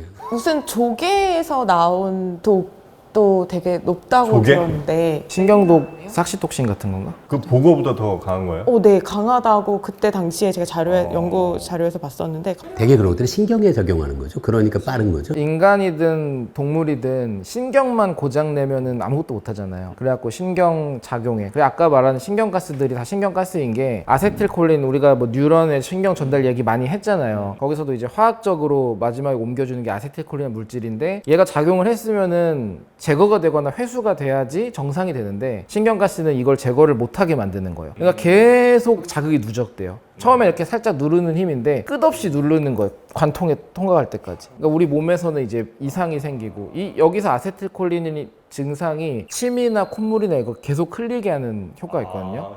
그래서 약 중에 항콜린제라고 그 멀미약이나 이런 거 있잖아요. 이거 먹으면 침이 안 나고 입이 마르는 게 그 기능을 막는 거라 반대 효과가 나오는 거예요. 그럼 그 콜린 그거 들어가 있는 게 혹시 우리가 예전에 군대 가면 화생방 훈련하지 않습니까? 그거 할 때 계속 침이랑 눈물이랑 콧물 나오거든요. 그거예요 혹시? 그거는 최루 CS-탄. 아, 그건 CS예요? 그거는 네, 죽지는 않는. 저도 화상방 훈련 지금도 이해 안 가는 게 그게 거기 사실 마스크 쓰는 훈련을 해야 되는데 왜 거기 들어가면 옛날에는 마스크 벗으라 그랬는데 이해를 못하겠어요. 그냥 우리가 싫었던 것 같아요. 그렇지 않아요? 왜 거기서 벗으라 그래? 그래, 그 쓰고 살아남는 훈련을 해야 되는데 그치. 죽는 훈련을 해. 우리는. 들어가면 벗으래. 뭐, 그 노래도 시켜요. 맞아. 그 안에서 노래를 시켜. 아유 참 미친 것 같아. 이해를 못했어 그때도. 여튼 신경가스들을 그러면 우리가 뭐 예를 들어 방독면을 쓰면 거의 모든 종류의 뭐 독성가스들은 다 걸러지는 거야? 아니면 그것도 이제 종류가 몇 개 좀 한정돼 있는 겁니까? 제가 알기로는 다 걸을 수 있는 걸로 알고 있어요. 아, 그래요? 네, 사용하는 것들 중에서는 다 걸을 수가 있고 그래서 이제 빨리 쓰는 훈련을 하는 게 그걸 쓰면 어떻게든 되고 대신에 이제 피부 노출된 데에 닿는 거는 어떻게 할 수가 없죠. 피부 노출된 거는 신경가스는 보통 피부로는 잘은 안 들어오니까 그나마 비가 와서 묻거나 하는 게 아니면 방독면은 효과가 좋고 사실 제일 거기 여러 작용들이 있는데 뭐 활성탄 같은 거 들어있어요 사실. 그래서 우리가 뭐 음독으로 뭐 잘못 먹었을 때도 해결책 중 하나 그냥 활성탄을 막 퍼먹이는 것도 있어요. 그게 진짜 제일 효과가 좋고 간단한 활성탄이라는 게 그 숯 같은 거예요? 숯 같은 건데 약간 표면에 다른 물질이 잘 붙을 수 있게 활성화를 시켜놓은 거라 막 끌어들여가지고 다 붙어버려요 지금. 아, 그래요? 근데 저는 그 화학 무기를 좀 이야기할 때 항상 좀 궁금했던 게 사실 화학 무기는 다른 일반적인 화력 무기에 비해서 약간 불확실성이 좀 크다고 생각을 했거든요. 왜냐면 단순히 무기를 설치하고 끝나는 게 아니라 그 주변 공기 흐름에 따라서도 결과가 달라지고 심지어 아군까지도 피해를 입을 수 있는 가능성이 있잖아요. 아, 그치.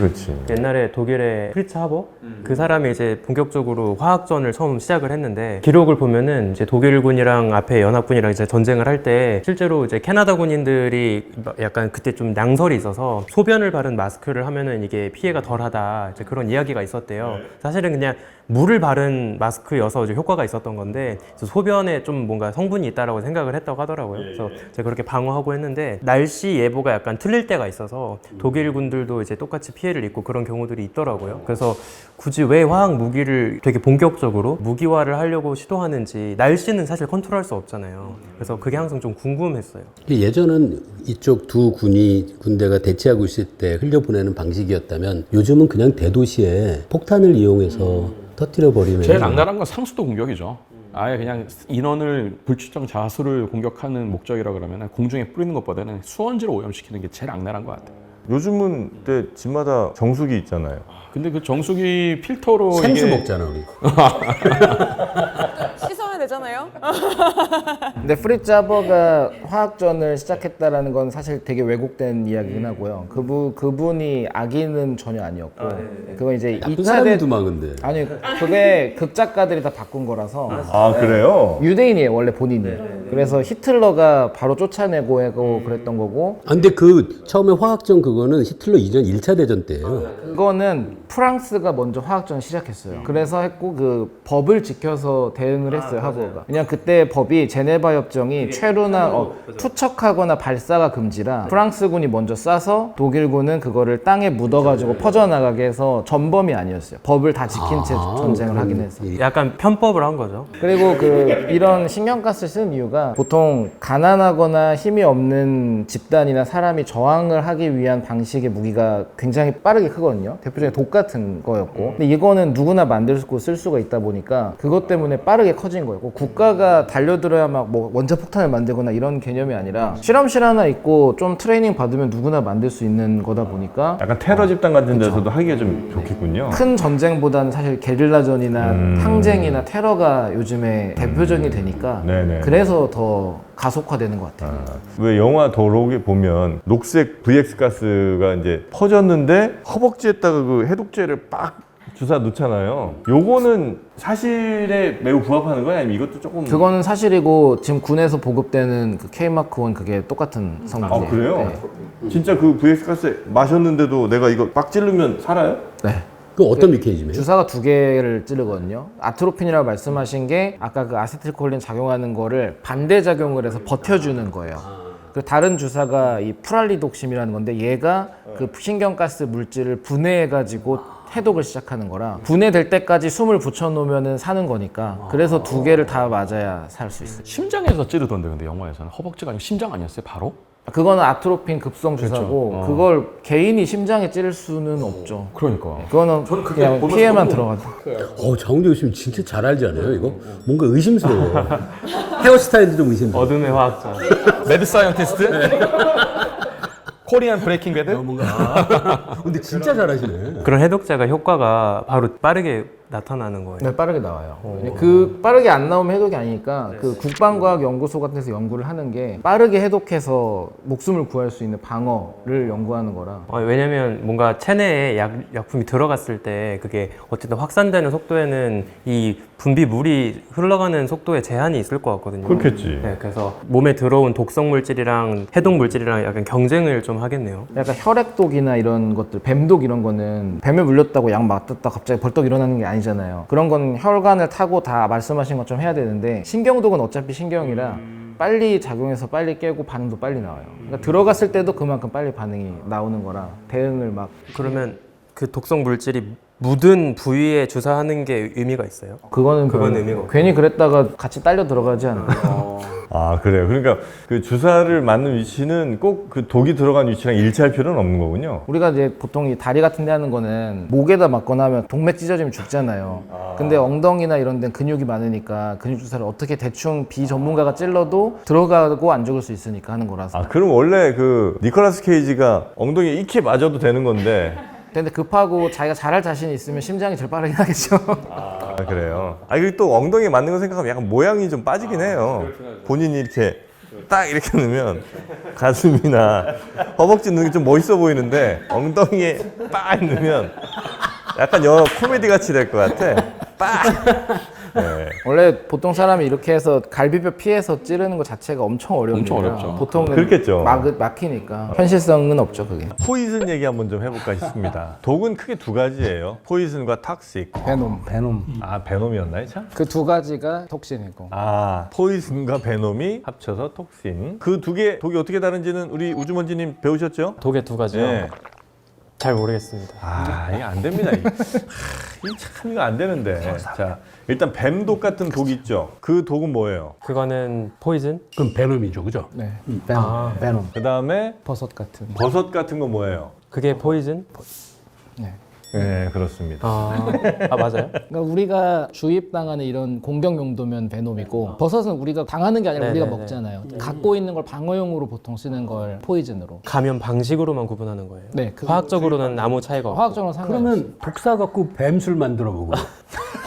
그거 뱀술은 보통 동낭에 독이 들어 있어서 그게 흘러 나오진 않고요. 아니 그러면 그게 포이즌이에요. 우리가 해 먹으면 본질적으로는 베놈인데 잘못돼서 먹으면 포이즌이. 근데 만약에 뱀독이 물려서 혈액으로 안 들어가고 그냥 먹어서 그대로 위로 가면 그 단백질만 파괴돼서 소화되지 뭐 않나요? 이론상은 그렇죠. 단백질 독이 상처만 없다면 여기에. 그래서 뱀 구워 먹는 이유가 열을 가하면은 그냥 익힌 계란 흰자처럼 상태를 바꿀 수 있는 독이긴 한데 단백질 독이었어. 근데 그것만으로 돼 있는 건 또 아니어서 괜히 그런 행동을 할 필요는 보통 없죠. 그 뱀 구워 먹으면 장어랑 비슷해요? 안 먹어봤는데 아니라고 하던데요. 기름기가 훨씬 적다고 들어갔고 약간 닭가슴살 느낌이라 들었는데 먹어보진 못했어요. 독도 조금씩 쓰면 약이 되기도 하고 뭐 그렇잖아요. 독 성분도 조금씩 먹으면서 좀 내성을 좀 키울 수 있나 하는 생각이 좀 듭니다. 가능하죠. 독마다 다르지만 가능한 종류의 독들이 있어요. 양봉하시는 분들은 나중에 이제 뭐 그냥 쏘여도 그냥 아유 시원하다 이제 이런 분들 많잖아요. 내성이 생기셔서 그런 거 아닌가. 근데 내성이 생긴다는 게 단백질이나 이런 생명체가 만든 물질 같은 경우에는 우리가 얘를 인식해서 대항할 수가 있어요. 흔히 말하는 뭐 항원 항체 반응처럼 그래 대응할 수도 있지만 이게 잘못하면 아나필락사스 쇼크라 그래서 면역 반응이 급격하게 일어나서 오히려 문제가 되는 경우도 있는데 약간의 양이라도 사람마다 이제 체질이나 이런 민감도가 다르기 때문에 근데 이런 종류의 독은 그래도 익숙해지는 게 가능하고요. 근데 막 수은이나 나비나 이런 광물 독은 원소니까 우리 몸이 이 원소를 인식해서 항체를 만드는 건 불가능해서 얘는 그냥 쌓여서 적응하려다가 죽는. 보통 그러니까 내성이 생겼다라고 하는 게그 외부 물질이 들어왔는데 우리 몸이 과도한 반응을 안 하는 것도 내성이 생긴 걸로 생각할 수 있고 그리고 그걸 굉장히 빠르게 대사해서 다른 물질로 변화시키는 것도 그 위험을 줄이는 거니까 내성이 생겼다고 하는 건가요? 뭐 둘 다 반응이 오냐 안 오냐만 가지고 표현한 대상이니까 그렇게 되고 생각보다 항원항체 같은 게 꽃가루라든지 세균 들어올 때만 생각하지만 화학 물질에 대해서 많이 쓰는 게 요즘에는 펜타닐 같은 펜타닐? 그거 백신이 만들어지고 있어요. 그 백신을 맞으면 펜타닐만 찾아서 잡아요.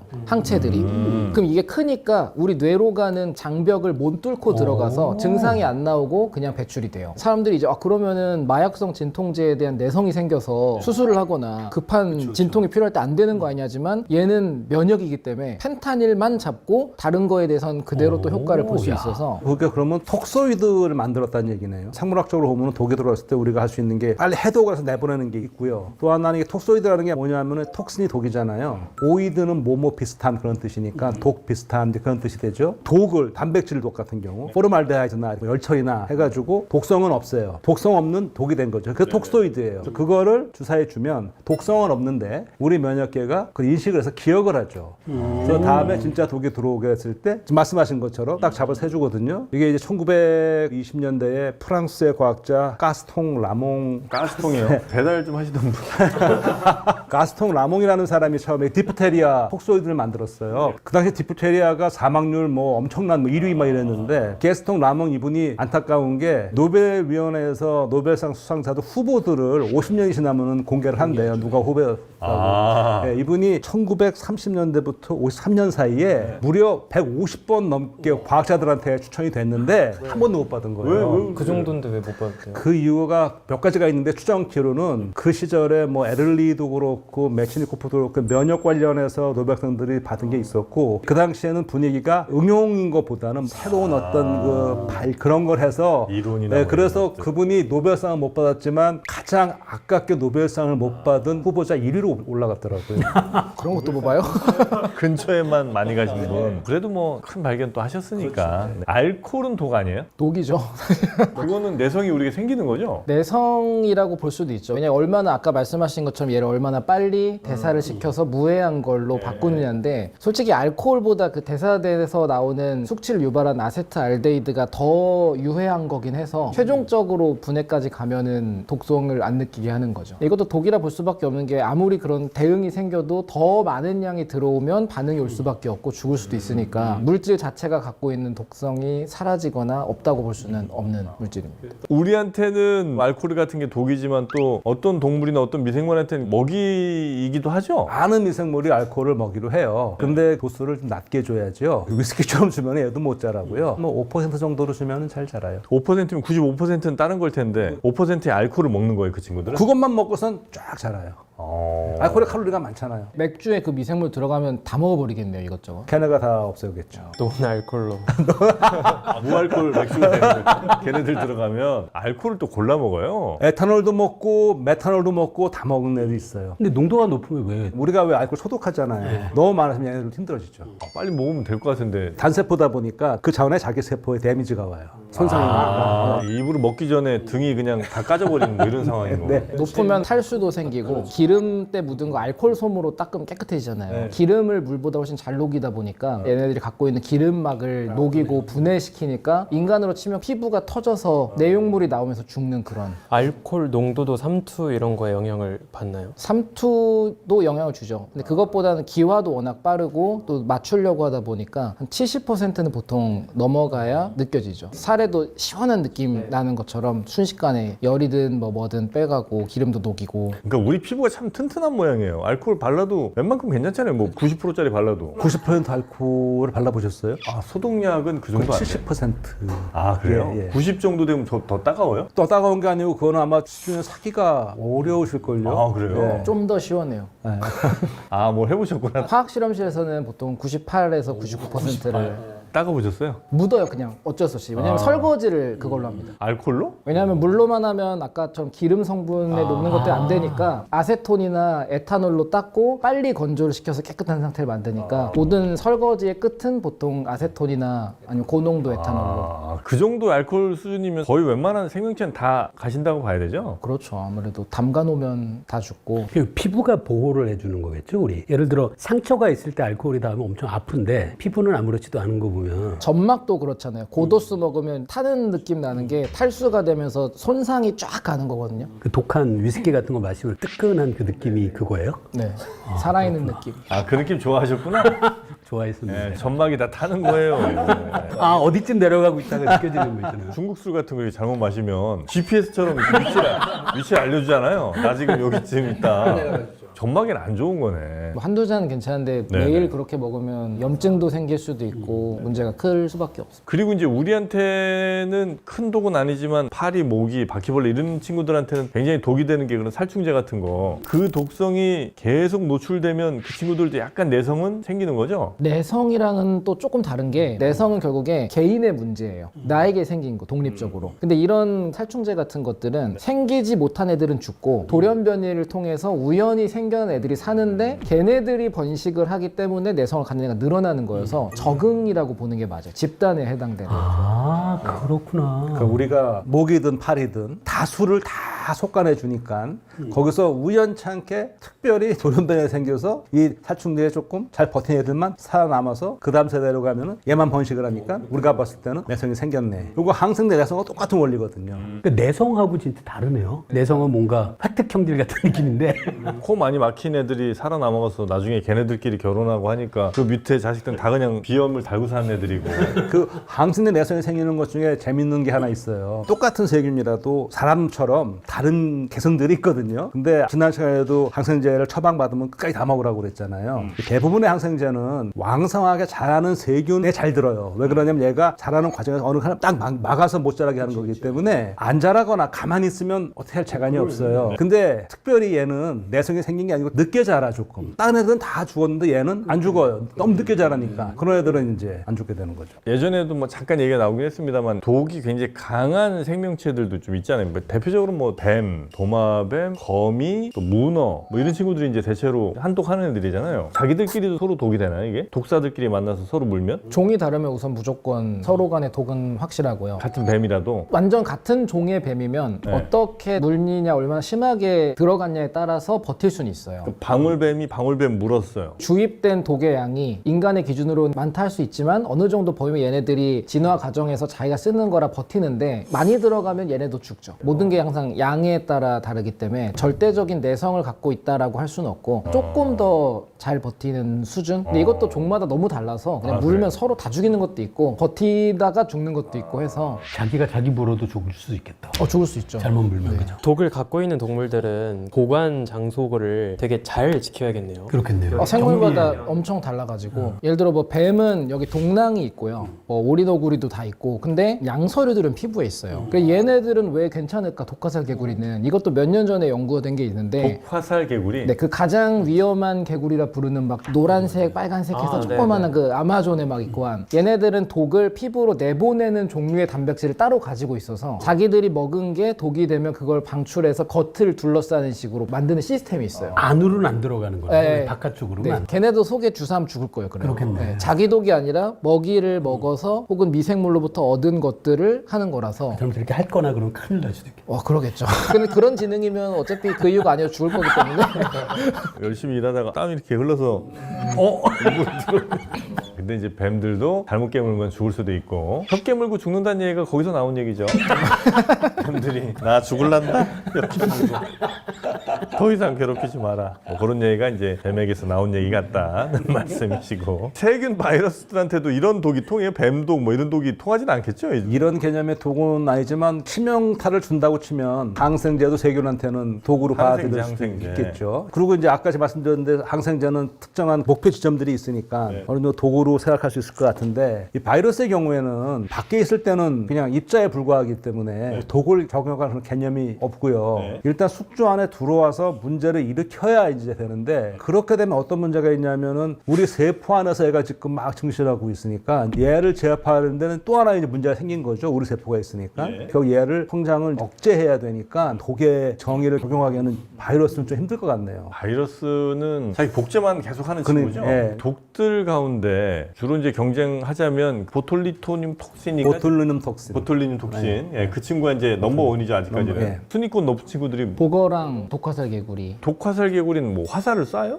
아니요. 이름 붙은 게 바트라코톡신이라는 독인데 바트라코란 말이 개구리를 말해요. 이름 자체가 개구리 독이에요. 원주민들이 개구리를 잡아다가 화살에 묻혀서 독화살을 만들 때 썼어요. 그래서 독화살 개구리라는 이름이고. 그 개구리들 쭉 잡아다가 전쟁하기 전에 야 일로 와봐 이렇게 하고 쓱쓱 앞에 총 묻혀갖고 네네. 쐈어요. 그럼 이제 맞으면 이게 죽고. 그런 게 되게 많죠. 지금도 마약성 성분도 개구리 잡아서 몸에서 나오는 진액 모으는 작업하는 사람도 있고 전가를 요새 기르기도 하고 그 독을 쓰려고 뱀독도 따로 채취하는 경우들도 있고 해서 독이라는 게 잘만 쓰면 너무 유용하다 보니까 인간이 어떤 화학적인 뭐 이런 걸로 양산하기 어려운 모양이죠. 그런 것들은. 화학적으로 만드는 법이 있긴 한데 그렇게까지 많은 양이 필요하지는 않으니까. 근데 거기서 막 노화 방지 이런 게 나왔다 그러면 대량 생산이 시작되겠죠. 근데 그 원주민들이 독화살을 개구리 잡아다가 만들려면 엄청난 노력과 공에 들어가야 되는 무기인데 전쟁에 쓰려면 그거보다 더 좋은 독은 똥 묻혀서 쏘면은 그냥 곧바로 들어가서 해열증 올 텐데 개구리 몇 마리를 잡아야 그거를 다 묻혀서 근데 이게 우리 생각처럼 이 화살보다는 바람총에다 써서 바람총에다가. 진짜 옛날이에요. 옛날에 쏘는 거. 진짜 막 여기만 가리고 뛰어다니면서 이렇게 훅 부는. 사냥할 때도 좋았겠네. 이건 사냥할 땐 잘은 안 썼어요. 사냥은 큐라레라는 다른 독이 있는데 큐라레는 가열 조리를 하면 분해가 되는 종류예요. 근데 독화살 개구리 독은 거기를 도려내지 않고 먹으면 중독이 돼요. 용도가 좀 달랐어요. 그 뱀들이 서로 그렇게 물고 물리는 그 과정 속에서도 저희가 입고 있는 이 후드 티셔츠만큼은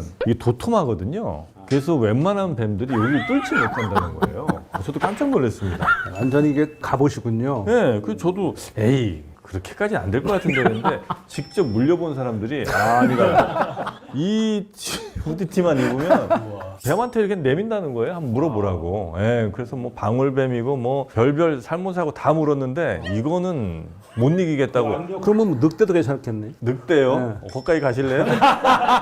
거기까지는 안 갈 생각이었는데 대부분의 독들은 해독제는 있죠. 어지간하면. 웬만해서는 이제는 있죠, 사실. 있죠. 근데 뭐 싼 건 아니죠. 뱀에 물리면 뱀 혈청이 있지만 외국에서 물리면 한 번 만들면 1억이라고. 뱀 해독제에 맞는데 네. 왜냐면 어떤 뱀에 물렸는지를 알아야 되고 그게 보유하고 있는 곳에 가서 그걸 맞아야 되고 하다 보니까. 그래서 항상 우리도 산에서 뱀 물리면 어떤 뱀인지 꼭 기억을 모양이라도 하라고 하는 게 다른 거 넣으면 효과가 없어서. 아니 이제 날 문 뱀이 있어요. 걔를 잡아서 병원에 갖다 주면 얘한테 혈청 바로 뽑아갖고 나한테 하면 되는 거예요? 그 뽑으면 독이 나오는 거고요. 그건 이제 준비가 돼 있죠. 톡소이드를 만들어 놨어요. 그 막 정신없는 와중에도 얘가 색깔이 어떤 색깔인지 가능하면 이제 사진 찍어두시면 제일 좋겠네, 그죠? 뺑소니 번호판 외우는 거랑 똑같네요.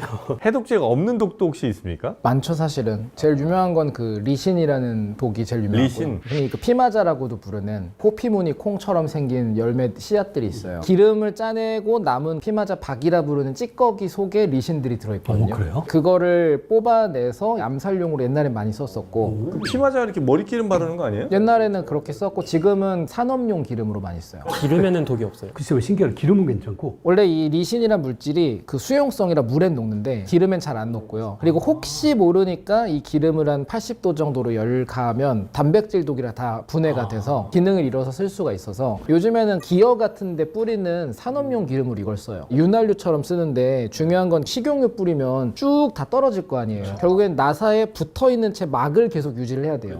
이런 물성을 갖는 기름이 피마자유예요. 속에 들어있는 그 지방산이 달라서 산업용으로 굉장히 많이 써요. 계속 수요 높아지고 있고. 집에 보면 트레드밀 같은 거 있으면 따라오는 거 있잖아요. 이렇게 기계 기름 넣어주라는 거. 아, 네. 그것도 그 피마자 기름이에요. 피마자는 안 쓸 거예요. 그런 거는 더 저렴한. 피마자는 좀 비싼 거군요. 아무래도 생물질로부터 뽑은 거고 만드는 것도 많이 없을 거라서 방앗간 가서 하는 것처럼 피마자 들고 가면 욕먹기 딱 좋아서 다 오염되니까 독성 물질로. 그러니까 그래요? 혹시라도 남아있다 들어가면 죽어요. 왜냐하면 이 리신이라는 게 이런 물 해도 물 한 컵 정도에 들어있는 분자 개수가 거의 우주에 있는 별 수랑 비슷해요. 물 한 컵에? 물 18g이 한 10에 23승계인데 물 한 컵이 보통 한 120ml 되니까 네. 24승계, 25승계 막 이런 이런 수준의 개수가 들어있거든요. 엄청 많은 건데 만약에 그 리신 단 하나의 분자가 들어가면 분당 2,000개씩 단백질을 만드는 그 리보솜이란 공장을 부셔버려요.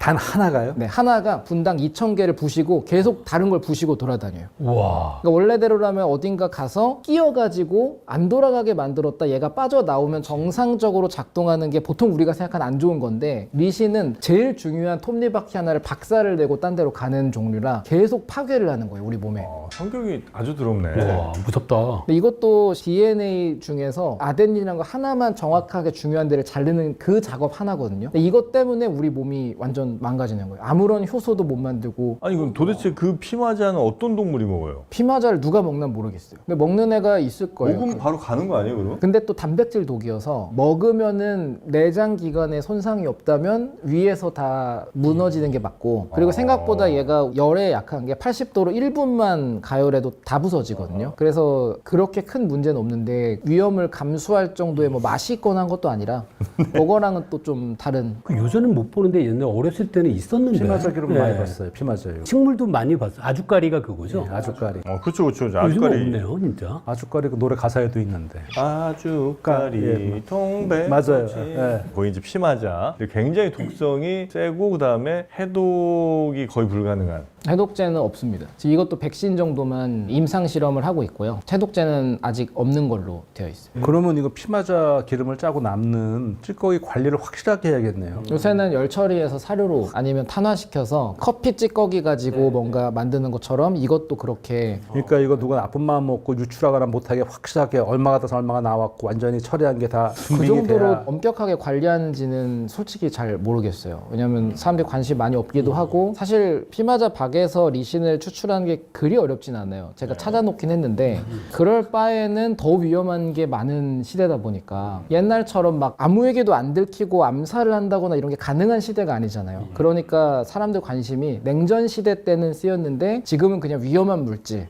정도로 거의 뭐 독버섯의 독 이런 느낌처럼 취급하는 것 같습니다. 나중에 이제 세월이 지나서 다른 별로 운행을 한다거나 아니면 외계 지적 생명체들을 만난다거나 할 때 우리는 이런 독 같은 것들을 좀 미리 여러 종류를 챙겨서 그들을 좀 만날 필요가 있겠네요. 어떤 위험이 그들에게 있는지, 아니면 이 독에 대한 반응들이 어떤지를 우리가 좀 알아야 그들과 좀 원만한 대화가 되지 않을까. 근데 실제로 우리가 우주에 진출한다고 할 때 독성 성분이 되게 중요한 이슈 중에 하나거든요. 그렇죠. 화성에 간다고 해도 화성에 한 30cm 정도 되는 표토, 표면의 흙에 지구에 비해서 압도적으로 많은 과염소산이 있어요. 근데 이게 식물을 재배할 때도 굉장히 방해가 되고 또 먹으면은 갑상선 같은 데 문제가 되는 독성 물질로 잘 알려져 있거든요. 화성의 흙의 샘플을 보면은 0.5%에서 1%까지 과염소산으로 채워져 있다는 보고가 있어요. 이거는 지구에 있는 일반적인 흙하고 비교했을 때 거의 100만 배 가량 더 높은 수치거든요. 이거를 어떻게 다 제염을 해서 없앨 것이냐라고 하는 게 굉장히 중요한 이슈 중에 하나입니다. 마션에도 나오잖아요. 감자 심을 때 크게 처리해서. 맞아요. 화성에 가서 농사를 지으려고 할 때 제일 방해물 중에 하나가 바로 이 성분. 그 성분을 좀 제거해야 제대로 된 농작물을 혹시라도 키운다면 키울 수 있다. 네, 맞습니다. 아니면 이제 그 감자 같은 건 또 방사선 처리해야죠. 아마 해야겠네요. 해야겠죠.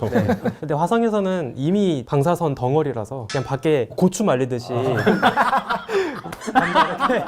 잠깐 돗자리 펼쳐놓고 말려두면 알아서 될 것 같습니다. 곤충 말리듯이. 방사선량이 엄청난 모양이군요. 거기. 그럼요. 거기는 지구처럼 보호막이 없기 때문에 거리가 멀지만 더 강한 방사선이 계속 쏟아지고 있죠. 화성 가면 하나 좋은 점은 살균에는 전혀 걱정할 필요가 없네요. 우리도 살균 될 수 있죠.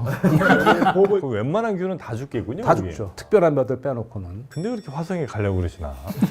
그렇게 힘든데. 우리랑 화성이랑 공전주의가 이렇게 가까워지는 그때가 이제 곧 오는 바람에 그때 맞춰서 5개 보낸다고 그러더라고요. 네. 거기 이제 옵티머스 로봇 애들 실러 보내고 걔네들이 좀 뭐 만들어 놓으면 사람 보낸다고. 와. 사람 가면은 편도의 왕복이에요. 아직은 편도에 가깝죠. 아우. 돌아오려면 거기에서 연료를 수급을 해야 되는데 지금은 불가능하거든요. 그러니까 돌아올 연료까지 챙겨서 간다는 거는 지금 기술로는 불가능해요. 적어도 화성에서 연료를 생산할 수 있는 공정을 갖춰놓지 않으면 다시 지구에 돌아오는 건 거의 불가능하고 그냥 가서 이제 화성인으로 사는 거죠. 가실 생각 있으세요? 전 그러고 싶지 않습니다. 왜 이렇게 단호해 갑자기? 아름다운 지구에서 살고 싶어요. 안 가실 거예요? 당연하죠. 실험할 수 있는 수많은 미생물 다 같이 보내드릴게요. 가면 다 죽을 텐데 뭘. 그래서 폭탄 실험하기 좋을 것 같습니다. 산소가 없으면 잘 안 터져요. 안 가시고. 여기 다 가시면 갑니다. 아, 물귀신으로 갑니까? 만 돌아올 수 있어도 안 가요? 1년만 있다 돌아오는 거. 근데 실제로 지금도 가면 1년 정도 있다가 와야 돼요. 아, 그래요? 왜냐면 화성과 지구가 계속 움직이잖아요. 지금 딱 좋은 타이밍이어서 가는 거이듯이 다시 좋은 타이밍이 되려면 또 1년 정도 거기 살다가 올 수밖에 없거든요. 아, 그래요? 네, 저는 돌아오는 게 약속이 되어 있다면 갈 수 있습니다. 맷 데이먼도 그래서 간 거 아니에요? 갈 때만 해도 몰랐지. 혼자도 갈 수 있어요, 1년인데? 혼자는 힘들지 않을까요? 외로울 것 같긴 한데 불가능하진 않을 것 같아요. 와. 혼자 가나요, 둘이 나요? 누구랑 가는지에 따라서 저랑 가실래요? 단 둘이. 나는 아니야. 나는 좀 그래. 네, 난 조금 그래요.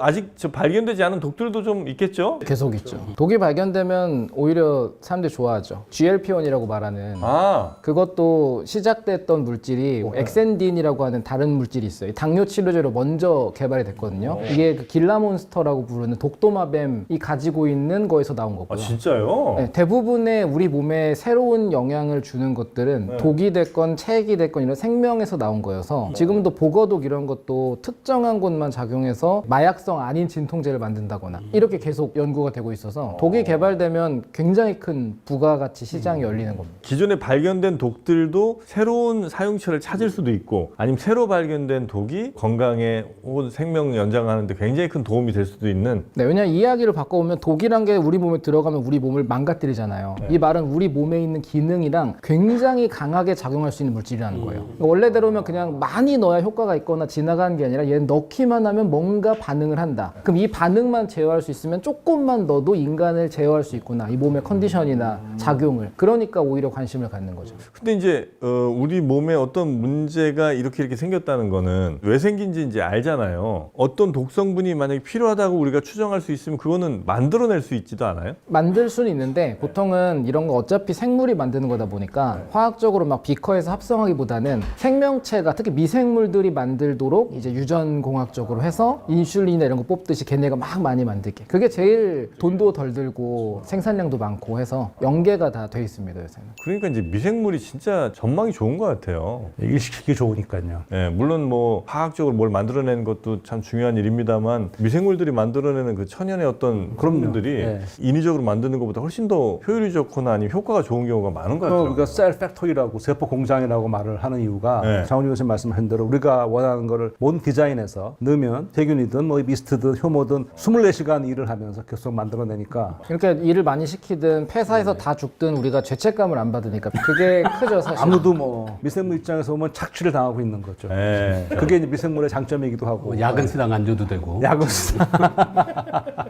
미생물들의 노고를 언젠가는 크게 취할 날이 한번 오긴 올 겁니다. 미생물이 제일 좋아하는 게 뭐라고요? 미생물의 꿈은 딱 하나예요. 하나가 빨리 둘 되는 거. 먹이만 주면 제일 좋아합니다. 착하다. 착하죠. 애들이 착해. 자, 하여튼 오늘은 저희가 독 이야기를 좀 많이 해봤는데 혹시 내가 내 주변 사람들에게 독은 아니었는지 반성들 하시면서 다 독하는 시간이 되었으면 좋겠습니다. 독서의 시간들을 많이 가지셨으면 좋겠다 생각이 좀 듭니다. 다음 시간에 더 재밌는 과학 이야기로 여러분 찾아뵙도록 하겠습니다. 함께해 주신 여러분 고맙습니다.